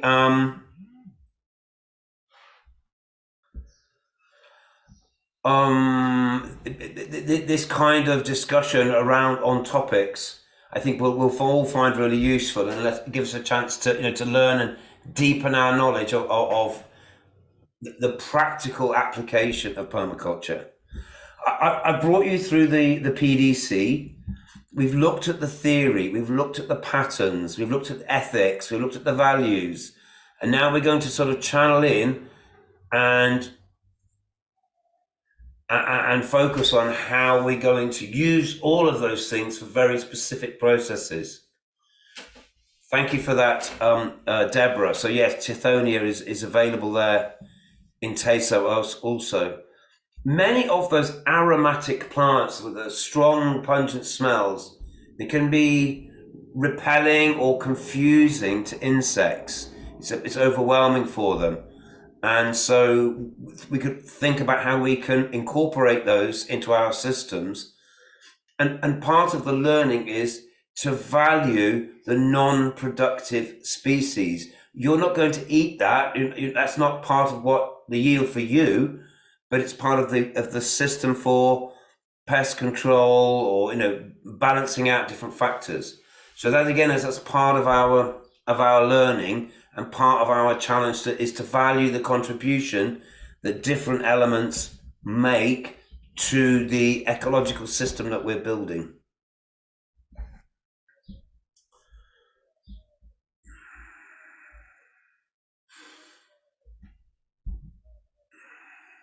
Yeah, right. Karen said she's seen people using old clothes, paper bags. We have a lot of cardboard in the waste stream here, packaging for food, imported things, and if we go to a retail center, we can usually get hold of quite a lot of cardboard and use that as a mulch. Again, it breaks down quite quickly, but it can really serve a purpose. I mean, you wouldn't believe it, but we have a lot of sheep here, and sheep have to be shorn to take the wool off in the winter and in the summer because obviously it's too hot, and there's almost no market for that. And so sometimes we can go to a farm and get sheep's wool and use that as a mulch. So it's about looking around and seeing what might be available in your area. But even things like stones can provide a protection to the soil. They can still allow rainfall in, and the plants can grow up in between them, but we're not exposing that sensitive surface few inches of soil to the really hot sun. All our central lesson is keep coming back to the idea of the soil is alive. Your objective as a farmer, not really, Caroline, no, everything's made out of synthetic fabrics, and it's a lot of energy to process and clean the wool. Instead we have things out of nylon, cotton and things, so not so much. It's crazy, it's nuts. But we're just a terribly wasteful society, and we're going to have to learn. And one of the things I teach a lot here in the UK is for people to value the things that we have around us. For us, somehow, if we haven't imported it from halfway around the world, we don't want it. We don't want what's here already. Leaves off trees is good mulch. It's a matter of looking around, and also you can grow plants for the purposes of creating mulch. And vetiver is a good example of that, because if you crop it quite aggressively, then you get good regrowth. And the vetiver leaves are quite tough and durable, and they make a good lasting mulch. Testfulhun is reminding us, you said garlic, cinnamon, vinegar. These are things with strong smells, aromas, odors, which and a soap and water mix. Especially if we have a special tree that we're trying to establish.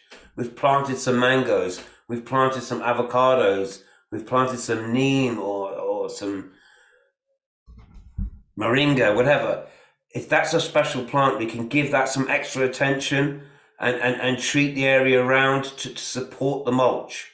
Now remember, we want the insects and the microbes to be busy, but we want to find a balance so it doesn't get broken down too quickly.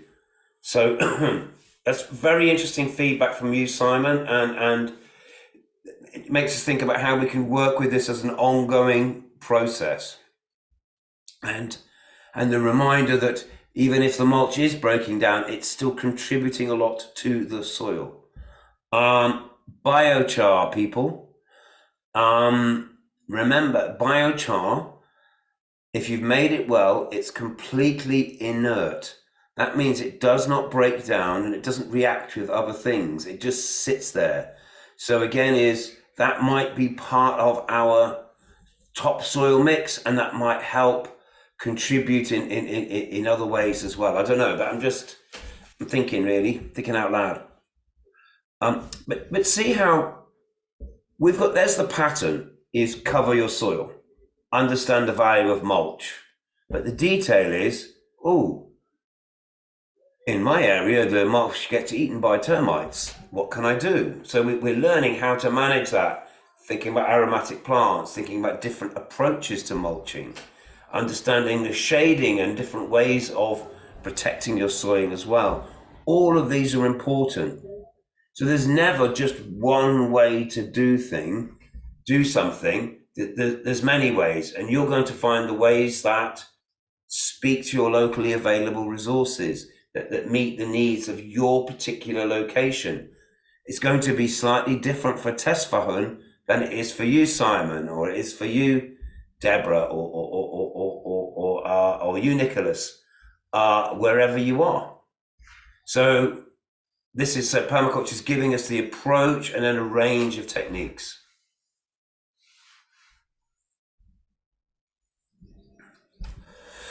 Right. Good. This is really interesting. Okay. Yeah. You're using those as a mulch, is that, Deborah? Onion, tomato leaves, and onions and garlic. I think I like to grow a lot of perennial onions as well around my garden, and I think that helps. Deter, confuse certain insects because of the smells that they have. Oregano and marjoram, thyme, those sort of Mediterranean herbs again also have a very good, strong aroma and can be very good in the garden. And you'll find your equivalents as well for your climate. Yeah. Great.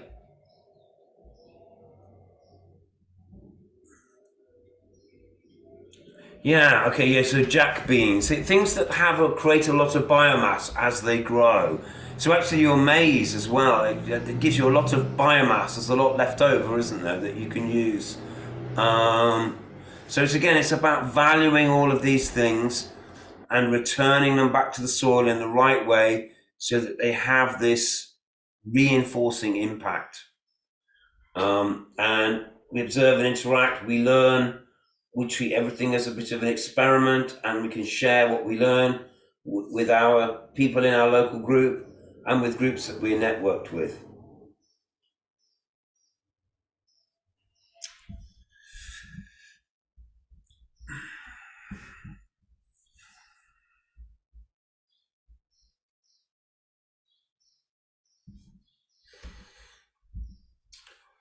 Well,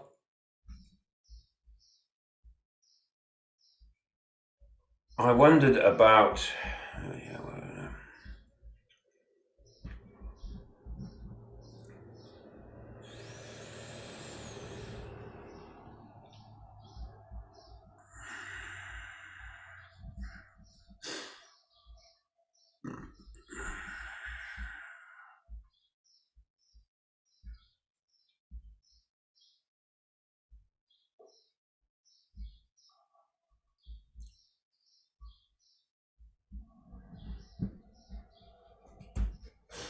let's go back and have a summary and see if any of if we want to comment or jump in on any of the points that come up in this.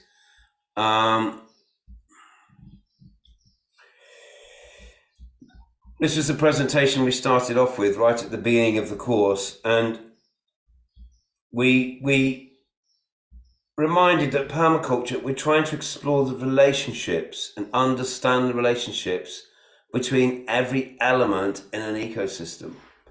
That land-based, water-based, when we see the tree, we don't just see the fruits, we see the roots, we see the tree as a habitat, we see how the tree relates to and incorporates the different ecosystems around it.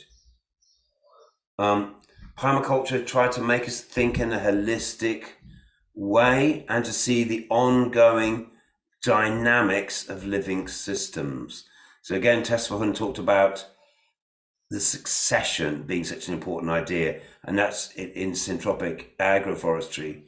And succession is like, again, seeing that you're part of an ongoing process. So rather than just having a field, bare field, maize, bare field, maize, bare field, maize, as your sequence of crops, is how do we use this succession to build something that's ever more complex and has three-dimensional yields, which slowly becomes ever more complex. Okay.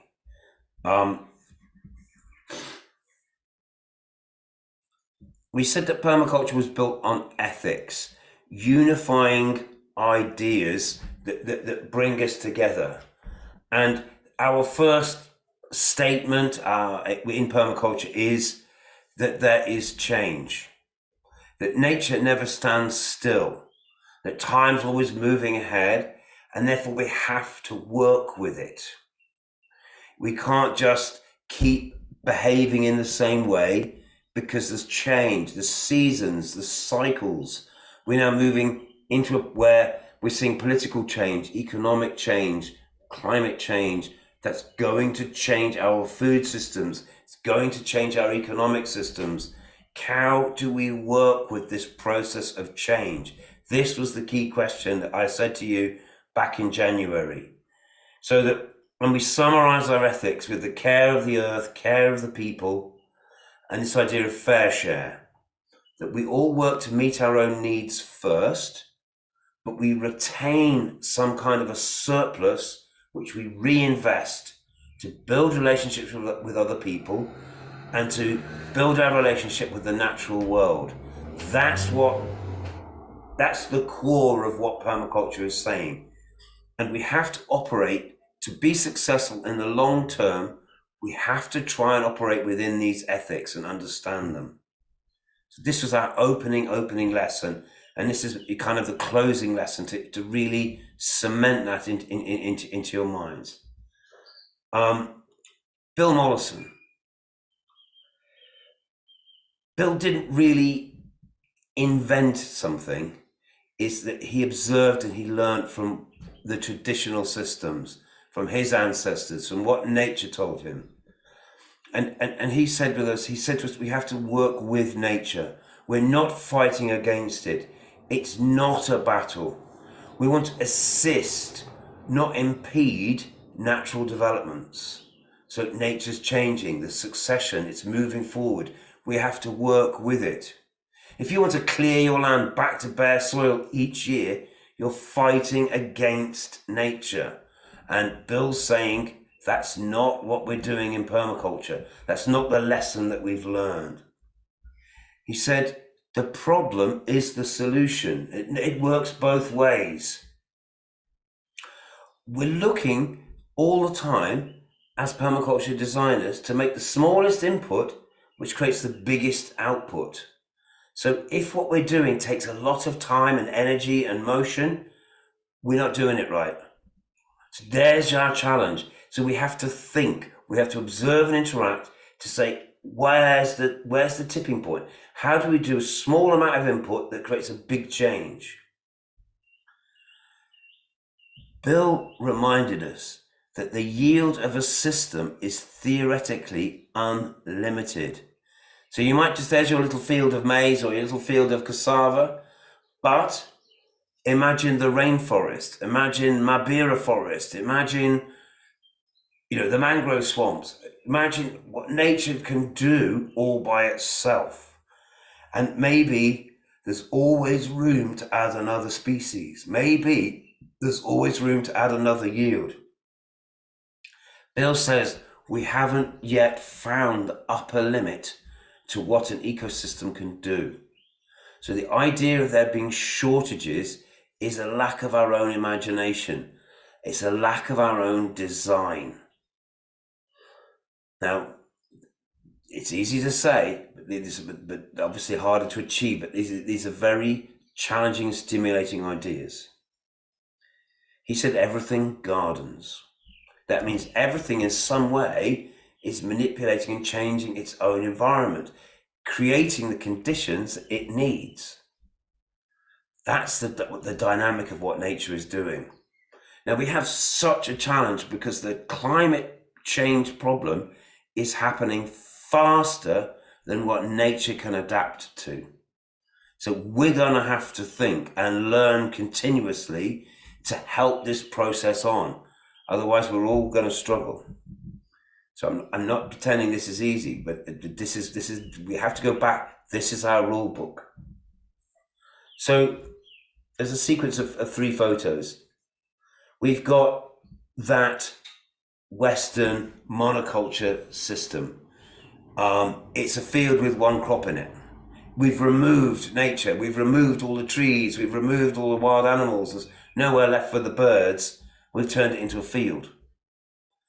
So he's saying there's going to be stepping stones. We're going to move through conservation farming, agroforestry, syntropic agroforestry, diversification. Let's call that transitional or conservation farming. Is we're moving away from the monoculture, away from the bare ground, away from the simplified systems, and we're heading towards permaculture, which is maybe 70% of our cropland is forage systems, semi-wild systems made out of the plants, the trees, the shrubs that help us meet our needs and meet the need of the nature around us.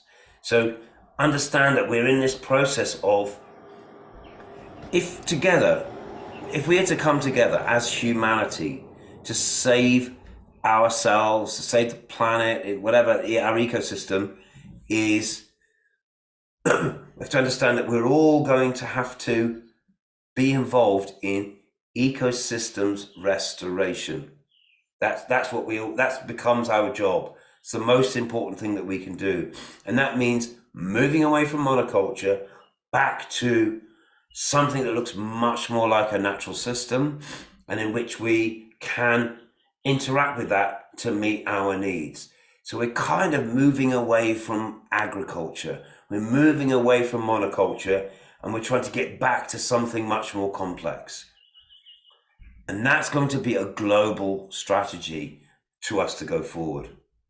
Now, I've got a lot of thoughts on this, and I've touched on this in the lessons previously, but here's the key idea is, I don't think the leadership to help us achieve these changes, it's not going to come from the West.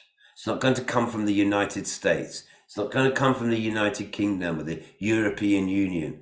We are fully invested in monoculture. We're fully invested in the oil economy, cars and air conditioning. There's an energy shortage in the UK right now because it's so hot, our solar panels aren't working. So they're turning on coal-powered stations, to make electricity, the most dirty, polluting form of energy, so that people can run air conditioning. It's the thing that caused the climate crisis. We're now using it to, anyway. This is the journey we're on, guys. And I see us all as leaders in our own way. And I'm telling you, new ideas, change comes from edges, not from the center. So you're at the margins. We're all at in some way at the economic, social, geographic margins of society. I might live in the first world, but I don't have money. I'm not an influential person in the mainstream. I live out in the rural areas in a small village, and but I think I can affect more change in the world because I'm not vested in the status quo. So, and that's why I'm so interested, and I think the value of working with refugees and displaced people, because the mainstream world has forgotten about them, and they, in meeting their own needs, might inspire the rest of the world to go forward. Just honestly what I think. So yeah, there's the transition expressed in pictures, and there's expressed in a bar chart, and it's talking about energy in and energy out. Bill wanted us to think about concepts and themes in design. He said, don't jump straight into the detail. You still need to think about this bigger picture and how you're working and understand your place in this thing. We looked at some clever people from different places and sources to find our inspiration. A designer here in the West, a guy called Buckminster Fuller, he said this: the world teeters on the threshold of a revolution. If it's a bloody revolution, it's over. That means if we all go to war, Ukraine and Russia and America and China, and I don't know what it is that they're trying to do right now, it seems crazy, but that's going to finish us off. It's going to affect our food supply, it's going to affect our energy supply, and it's going to mean that we're not addressing the climate problem. We've got to get away from conflict. We have to find ways to work together. He said the alternative is a revolution of design science. Design science produces so much performance per unit to resource invested to take care of all human needs. In other words, minimum input for maximum return. We do that through design. So permaculture is a design science, and it's the only way the only thing that I know of that can lead us away from conflict. Because if your farming systems start drying up and you all try and come to the UK, we're going to be there with our pitchforks going, hey, you can't come here. We can't. It's going to be challenges. The same vice versa. So we have to get away from conflict. And the only way we're going to do that is by seeing things really differently. So let's go back to our First Nation, the voices of the First Nation, of the indigenous people from North America.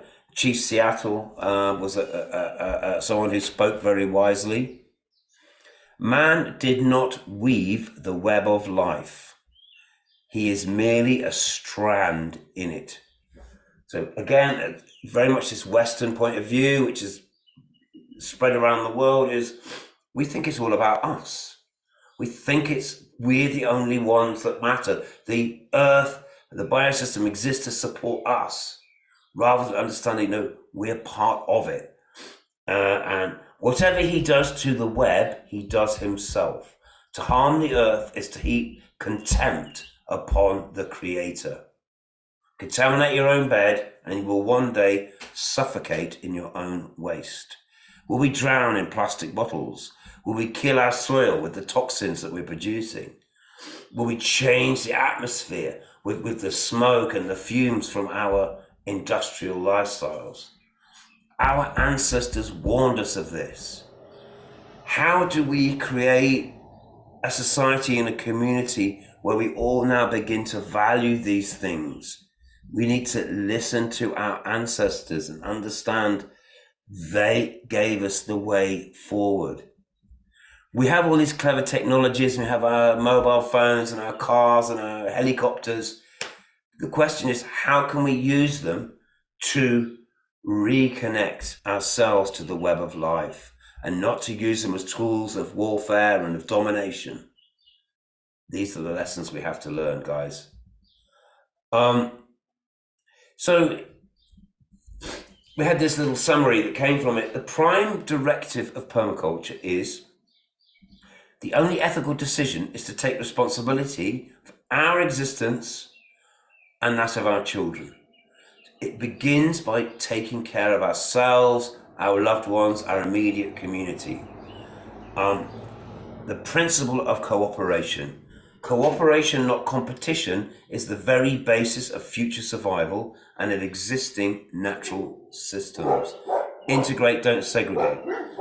We have to find ways to work together. How do we rebuild trust? Our trust has been so damaged between us because, I don't know, politicians, whatever, teach us to see each other as rivals where we're not. We have to understand we're all here together.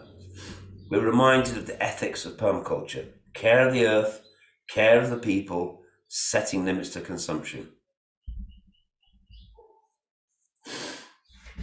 Bill Morrison wanted to think about Birch's 6 principles of natural systems. Nothing in nature grows forever. There is a constant cycle of growth and decay. So, and in understanding that constant cycle, we understand that resources become incorporated into living systems. As living systems utilize them, and then they break down and they become available again. There's no waste. Continuation of life depends on the maintenance of global biogeochemical systems. So we're reminded of these global systems: the atmosphere, the movement of water vapor, weather systems are related to the forests, related to the soils, related to our own actions. Probability of extinction is greatest when the species density is either very high or very low. So when there's very, very, very many species, they become so specialist, they need very exact conditions. And when there's a few, we're back to the monocultures that can fall over very quickly. So it's as we interact with these complex systems, open up new opportunities for growth and for development. Ability to survive and reproduce is often reliant on 1 or 2 key factors in a complex web of relations. There's underlying key things which hold the whole thing together. Often that's the water cycle, because life happens in water. It's soil building, because without soil, everything else fails. So we need to focus on the really key factors and get them right. So in permaculture, there's definitely a hierarchy of things that we want to think about. You've got to trap and hold as much water as you can, and you have to build soil. Once you're doing those, other options open themselves up. Our ability to change the face of the earth increases at a faster rate than our ability to foresee the consequences of change. Well, that's what we've done, isn't it? Collectively, as humanity, we've done all these big engineering projects and we haven't understood their long-term effects. Now we're starting to feel them. We've cut down the equatorial rainforest. What were we thinking? We've made massive changes to the ecology of our planet without really thinking about it. Living organisms are not only a means, but ends. In addition to their instrumental value to humans and other organisms, they have an intrinsic worth. In other words, we have to value every species. Just because it's edible or not edible doesn't mean then we either are interested or not interested in it. Understand that all living organisms are in some way a means of their own. That they are an important part of the system.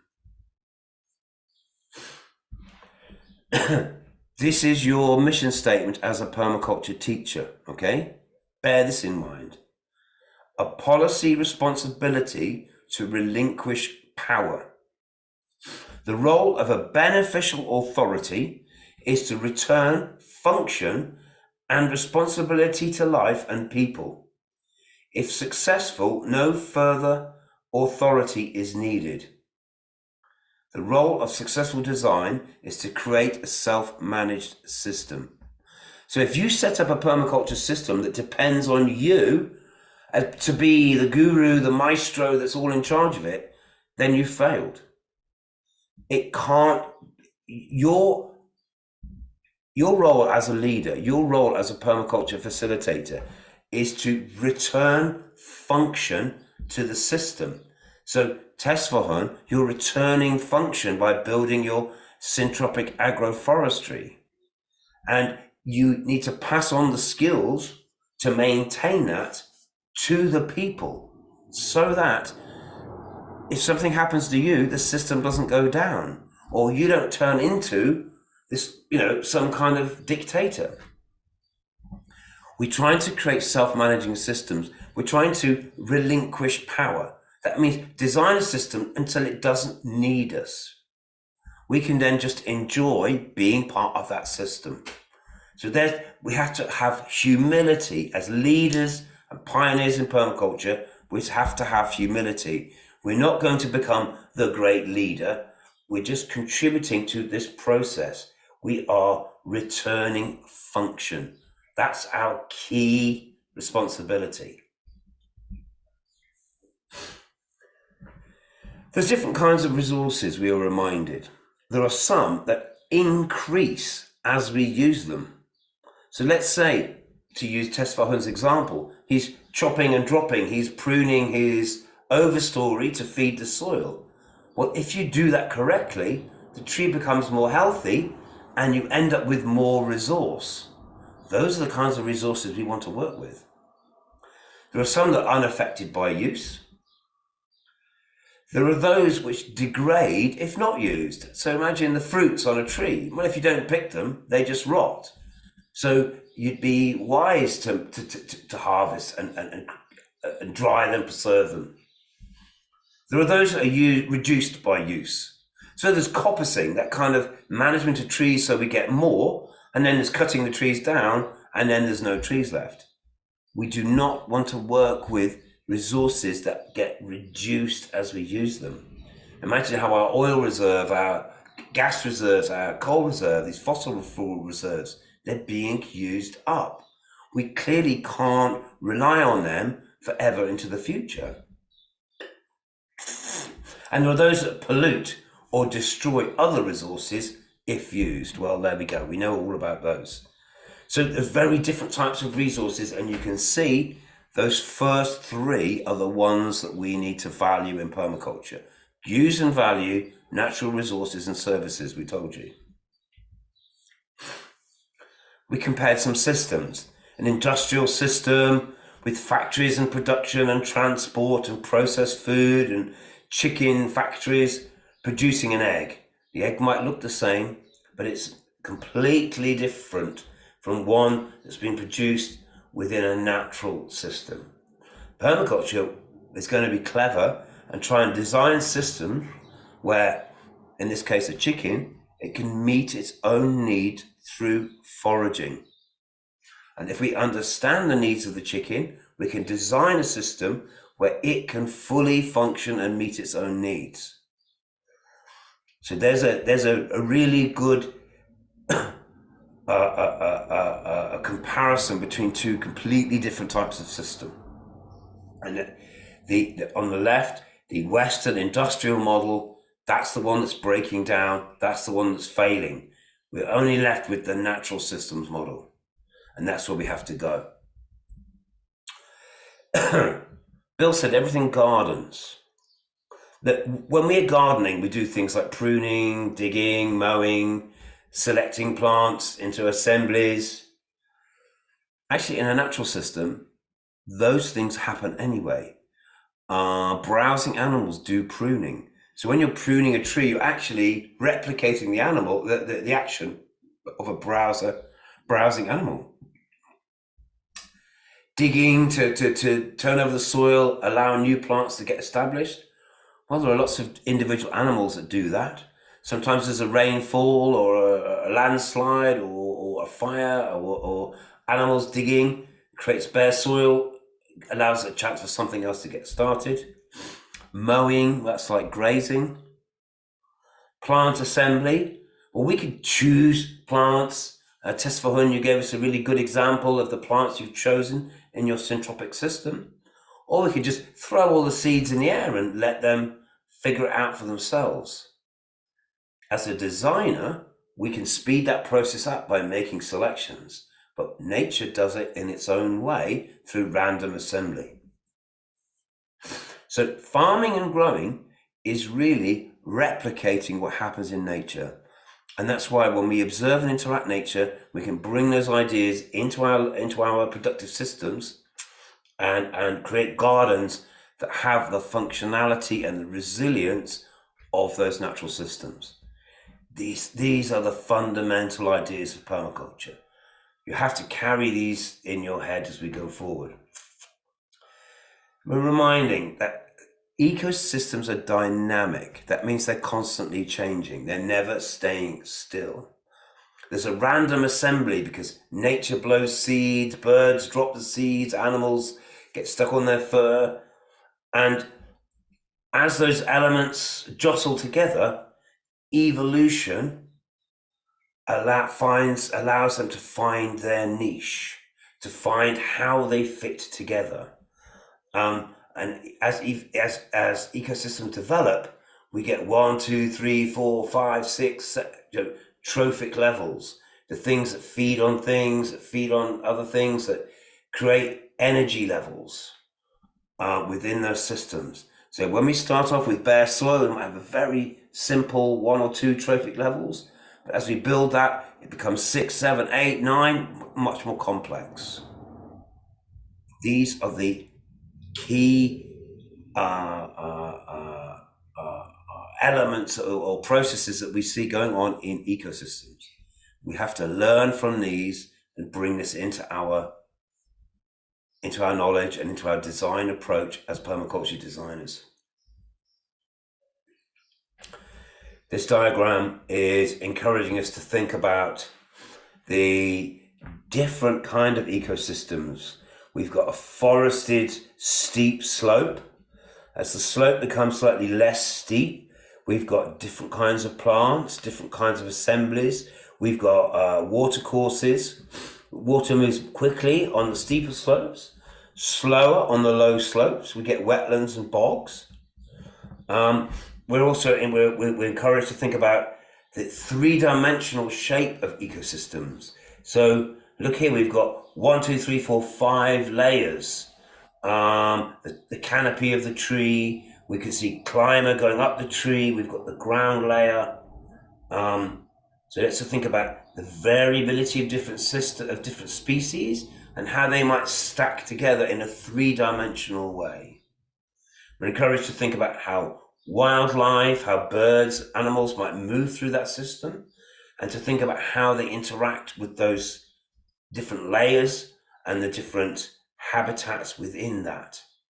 And when we see a landscape and we see it for all of its different habitats, ecosystems, niches, then that's where we understand how the diversity of species can each find its place within that. We're reminded again of our trophic levels, that there's always the greatest amount of biomass at the first trophic level. It means trophic level means energy level, and that first energy level is always going to be living plants and dead plants. So we might have 10,000 kgs of plants, and then our second trophic level in this simplistic diagram is grasshoppers. So for every 10,000 kilos of grass, we're going to have 1,000 kilos of grasshoppers. We might have 100 kilos of frogs that eat the grasshoppers. We've got 10 kilos of fish that eat the frogs. And we've got 1 kilo of human that eats the fish. So you can see, as we go up each trophic level, there's an energy loss. It's given off as heat, movement, entropy. And we're also told that nature's more complex than just this simple pyramid. It's more of a food web. There's relationships and interactions between the different trophic levels. Here, this person could feed at maybe 4 of the different trophic levels. So we're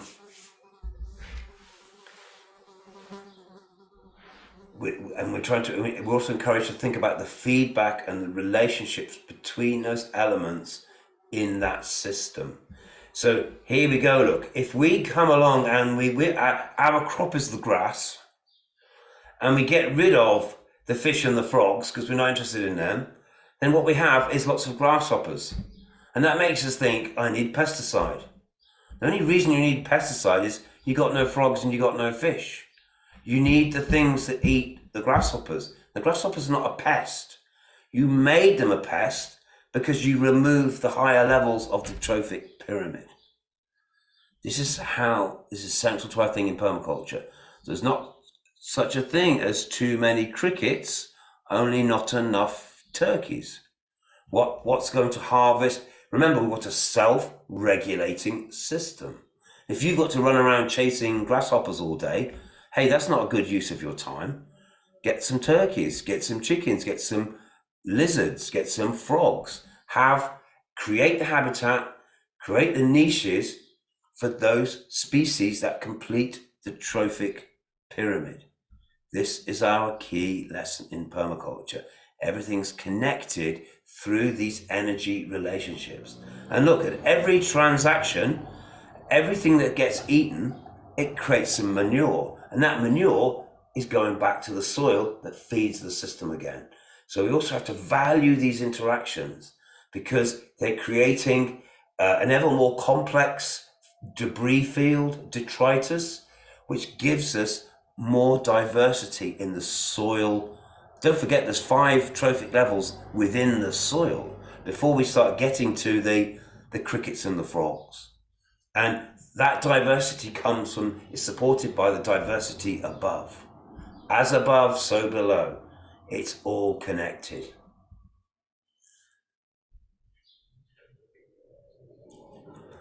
Water is a product of healthy landscapes. We can understand the shape of a landscape and think about how that landscape is going to harvest and gather together water. We're going to have tiny little rivulets and tributaries on the higher slopes, and slowly they're going to come together. We saw our branching patterns, didn't we? And see how they then form a river which then drains out of that system. When we study nature, what we realize is the life within the system actually all acts to slow down the flow of that water. Beavers dam rivers and send floods sideways.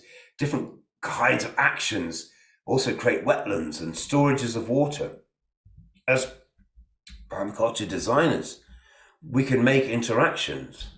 Rather than seeing our water, look, here's the water going, finding the quickest route out of the system, draining away. What we want to do is to make it do the longest journey that it can. Make that water do work. Slow it down, spread it sideways, sink into the ground, and see how it's going to hydrate the whole of the landscape, not just drain out through it. So think again how the challenges of whole communities might come together to do good water management. We're going into a time where we're going to have heavy deluges of rain and we're going to have long droughts. We've got to work together to build these systems. We've got to see how we can trap and hold water throughout a whole landscape.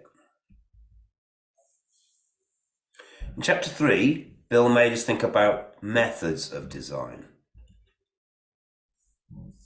He said, permaculture design is a system of assembling conceptual, material, and strategic components in a pattern which functions to benefit life in all its forms.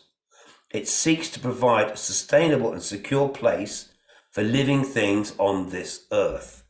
In other words, imagine how to build a system like this. We need the concepts, the ideas.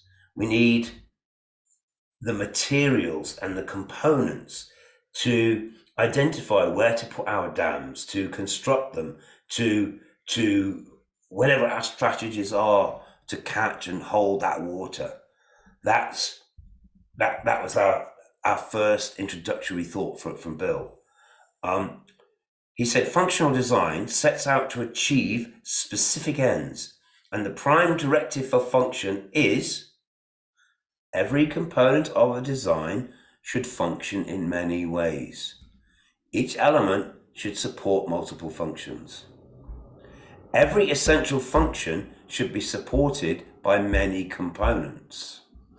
So if water trapment is our function, look in this landscape how we've got lots of elements that support that. We've got lots of dams, we've got careful water catchment and management, we've got forests, we've got woodland, we've got an interconnected system. A flexible and conceptual design can accept progressive contributions from any direction and be modified in the light of experience. Design is a continuous process guided by the feedback of its own evolution. So imagine a water catchment system like this. It might take several years to build. It might take lots of different people to contribute to it. They're going to design it bit by bit, observe and learn, and find out and continuously improve it. So think about it as an ongoing, open-ended process. Permaculture design doesn't end, it only begins. Continuous process guided by the feedback of its own evolution. Allow your design to evolve. Whatever you thought at the beginning, that'll only be the beginning. You'll learn so much as you implement it. Analysis. Design by listing the characteristics of a component. Self-regulation. Outputs, yields, and benefits are all resources to be explored. Pollutants are an unused output of a system. Inputs and input needs and demands create extra work if not designed for. So if you're working hard for the system, you need to improve your design.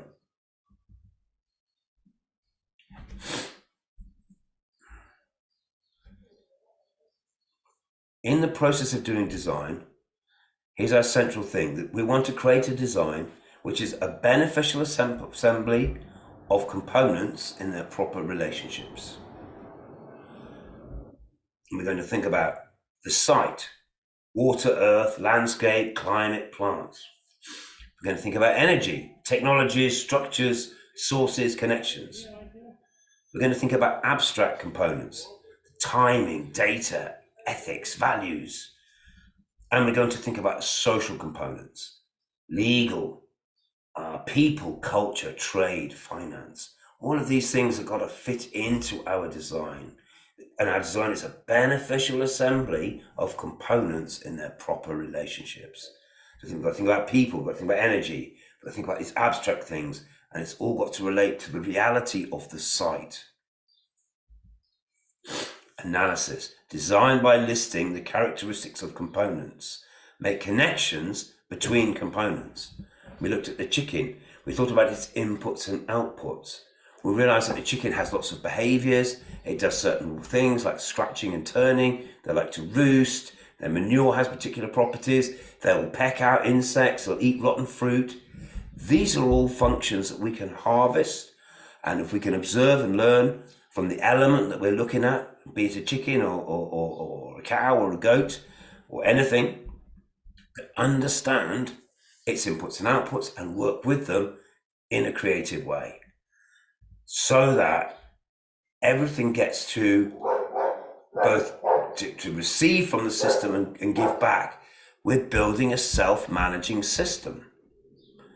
Bill showed us, gave us these lovely pictures of transition from a sort of monoculture farm to a polyculture farm, to where we could see grazing animals are now under trees, and we've got intensive growing around the settlements and whatever. All those things that we've talked about, and thinking about this transition away from monoculture to much more complex systems. Here's some design. This is the same farm in plan, and we see how we're moving from quite a simple system where we've just got an orchard in one place, we've got grazing in another place, we've got vegetables in a third place, and the poultry in a fourth place. They're all separate. In this design, he's brought them all together. We've got an orchard with chicken and bee forage and other beneficial interplantings, another orchard forage system. We've got a chicken tractor between the two, and lovely other elements of diversity. Remember, you could always add another yield to a system. Have you got bees? Have we got ground nesting birds? Have we got, I don't know. The only limit is your imagination. So observation. Design by expanding your direct observation on site. Have a childlike, non-selective approach. Allow yourself to ask fundamental questions. You know, like they say, no question's too stupid. If you don't know, you don't know. So ask. Set up a test. Find out for yourself. Go to the library. Go online. There's so many ways. Have a thematic approach. Think about water. From where it arrives to where it leaves, to how you use it, how you recycle it, in every way.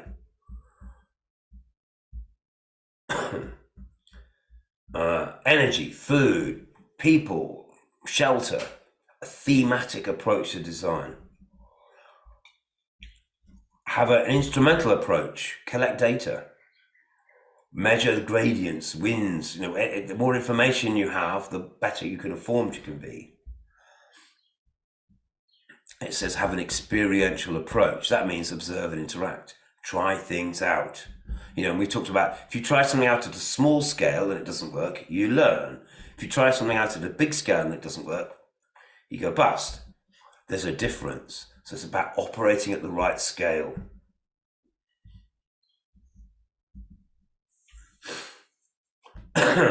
So our observation might begin with a site survey. Make value-free, non-interpretive notes. Just say, what is it? There's a tree. I saw a bee. There's a bird. There's a rock. Collect data. Keep a record of what you see. Take pictures and videos, sketches, notes. Remember that you're on this journey of succession, and at some point you might want to look back and see the journey you've gone on. That might help you see your way forward. Confirm or deny any speculations through research. Local records, local memory, data. Look for longer term trends. So you're going to make some observations and make some notes, and then you're going to go, oh, I wonder why is that like that? Is that like that because of this reason or that reason? Can we find out? Ask questions, ask your colleagues. This is why we're working together, right? Examine the evidence and build strategies in line with your observations. Deduction from nature. So we've had our principles of natural systems. We talked about catch and store energy. We talked about the edge effect, diversity, stacking, the three-dimensional thing that Chesterton was saying. We talked about functions and elements. We talked about microclimates, succession, and beneficial relationships. These are the raw material of nature, and that's what we're working with. So design as a selection of options or pathways based on decisions. Anyway.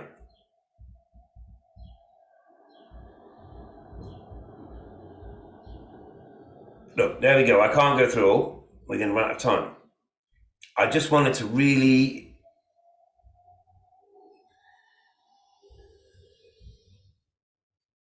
in our design considerations, we want to think about these are all concepts that we've talked about: zones, sectors, gradients, guilds, succession. Ask yourself, do I really understand these terms? Can I deepen my understanding of this? When you come to start teaching about permaculture and you're explaining these things to other people, it really challenges you to deepen your own understanding so that you can communicate it to other people. Okay, there's my summary from Bill. And I'm going to stop it there. We just got a few minutes left. We'll have a little go round.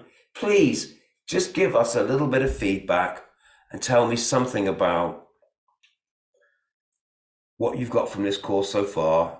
And going forward, do you agree with this idea about having some sessions on particular practical topics and or anything else you'd like to have? So give me your closing thoughts. And we've had a generalized chat and we've shared our experiences in the first half. And then I've just tried to focus again by bringing us back to Bill's theory, which I think is ever so useful. And as a lead tutor, I want you to go away with these ideas very much in your mind. So, Gerald, I'm going to throw you into the hot water as I always do, and you can start us off. But tell us something I think that you've learned or on reflection you've got from this process, and a suggestion for next steps. Thanks, Steve. And sure, I should say that that was a whole an entire PDC summarized in probably 2 hours. Well done on that, drum roll. And from a co-facilitator point of view, and just as you said, from a reflective kind of learning perspective, it's been a whole learning curve. And I will start also by congratulating the team for really having made it through the entire 24 series. And to ourselves, the organizers or the people behind the curtains, it's been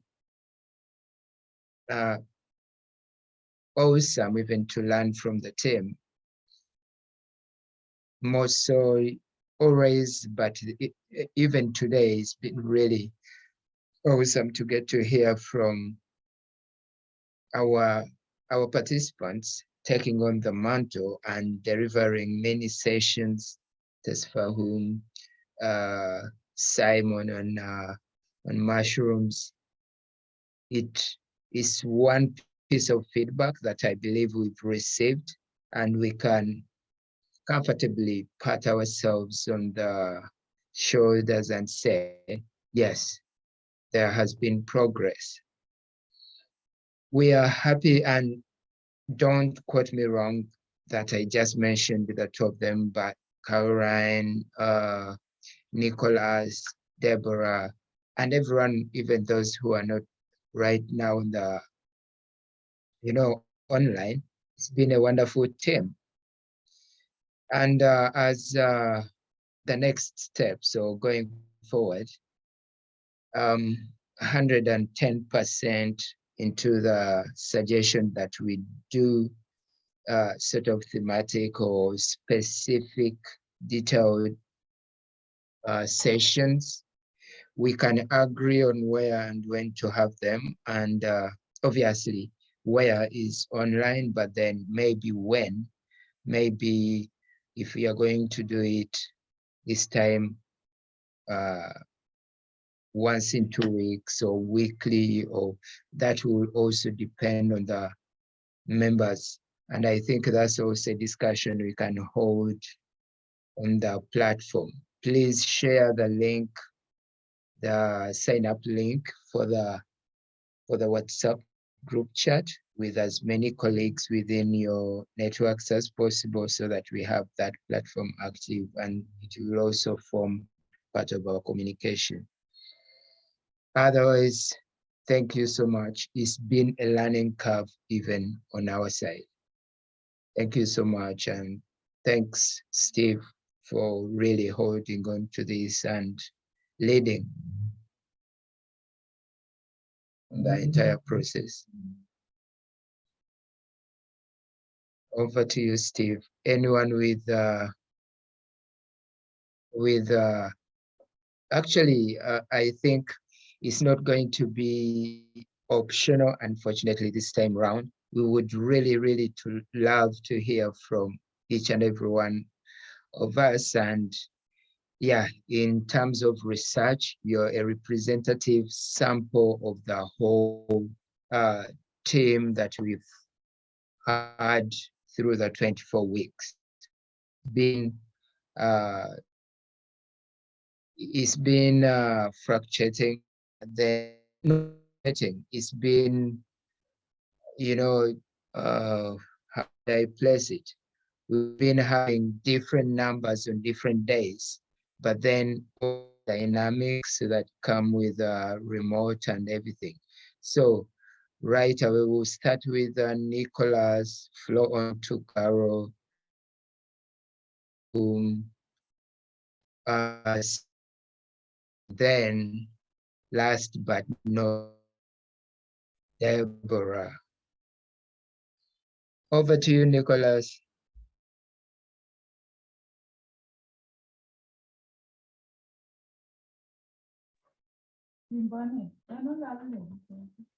Yes, Nicholas.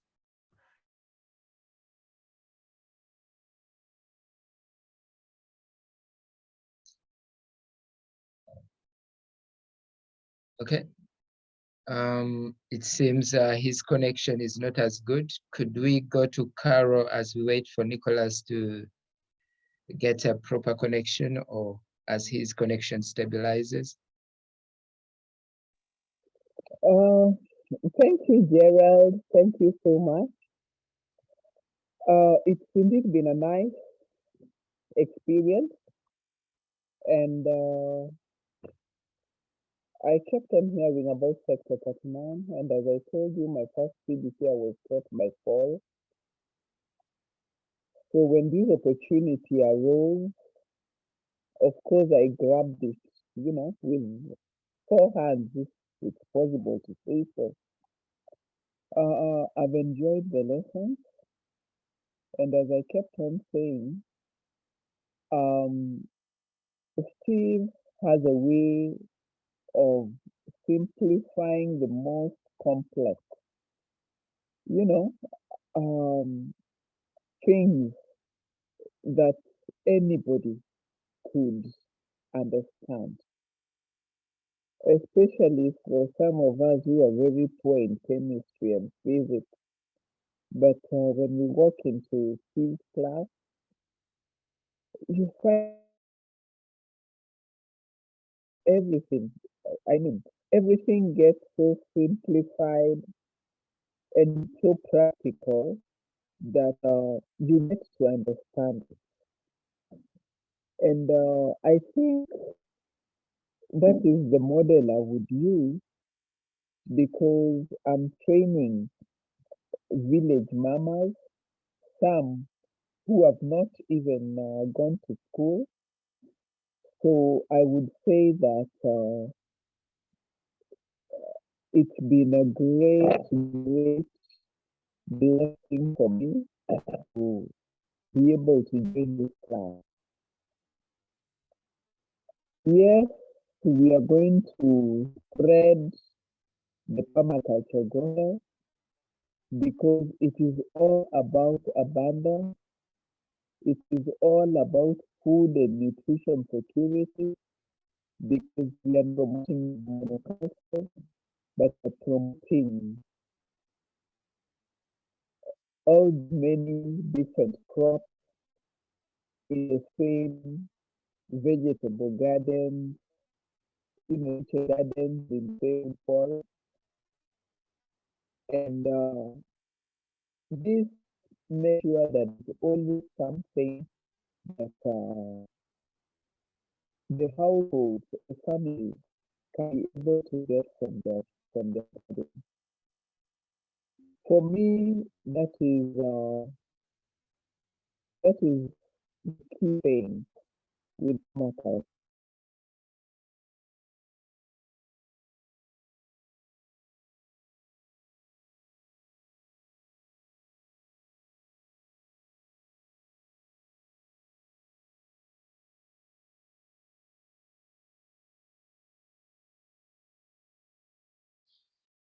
Okay, thank you, Caroline, and a really nice, thoughtful feedback, and thank you for that. I mean, I think that is what I try to do. So it's great. Is to try and make these. It is complicated.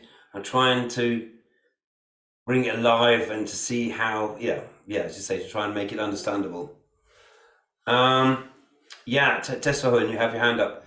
Yeah, I do. Please, yeah.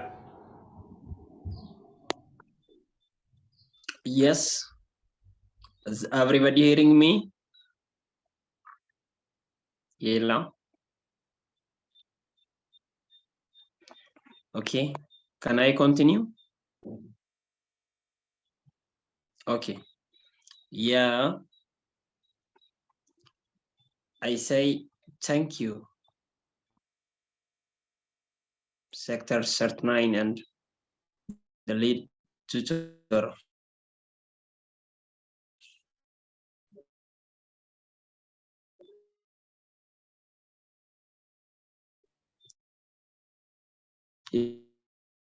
Steve.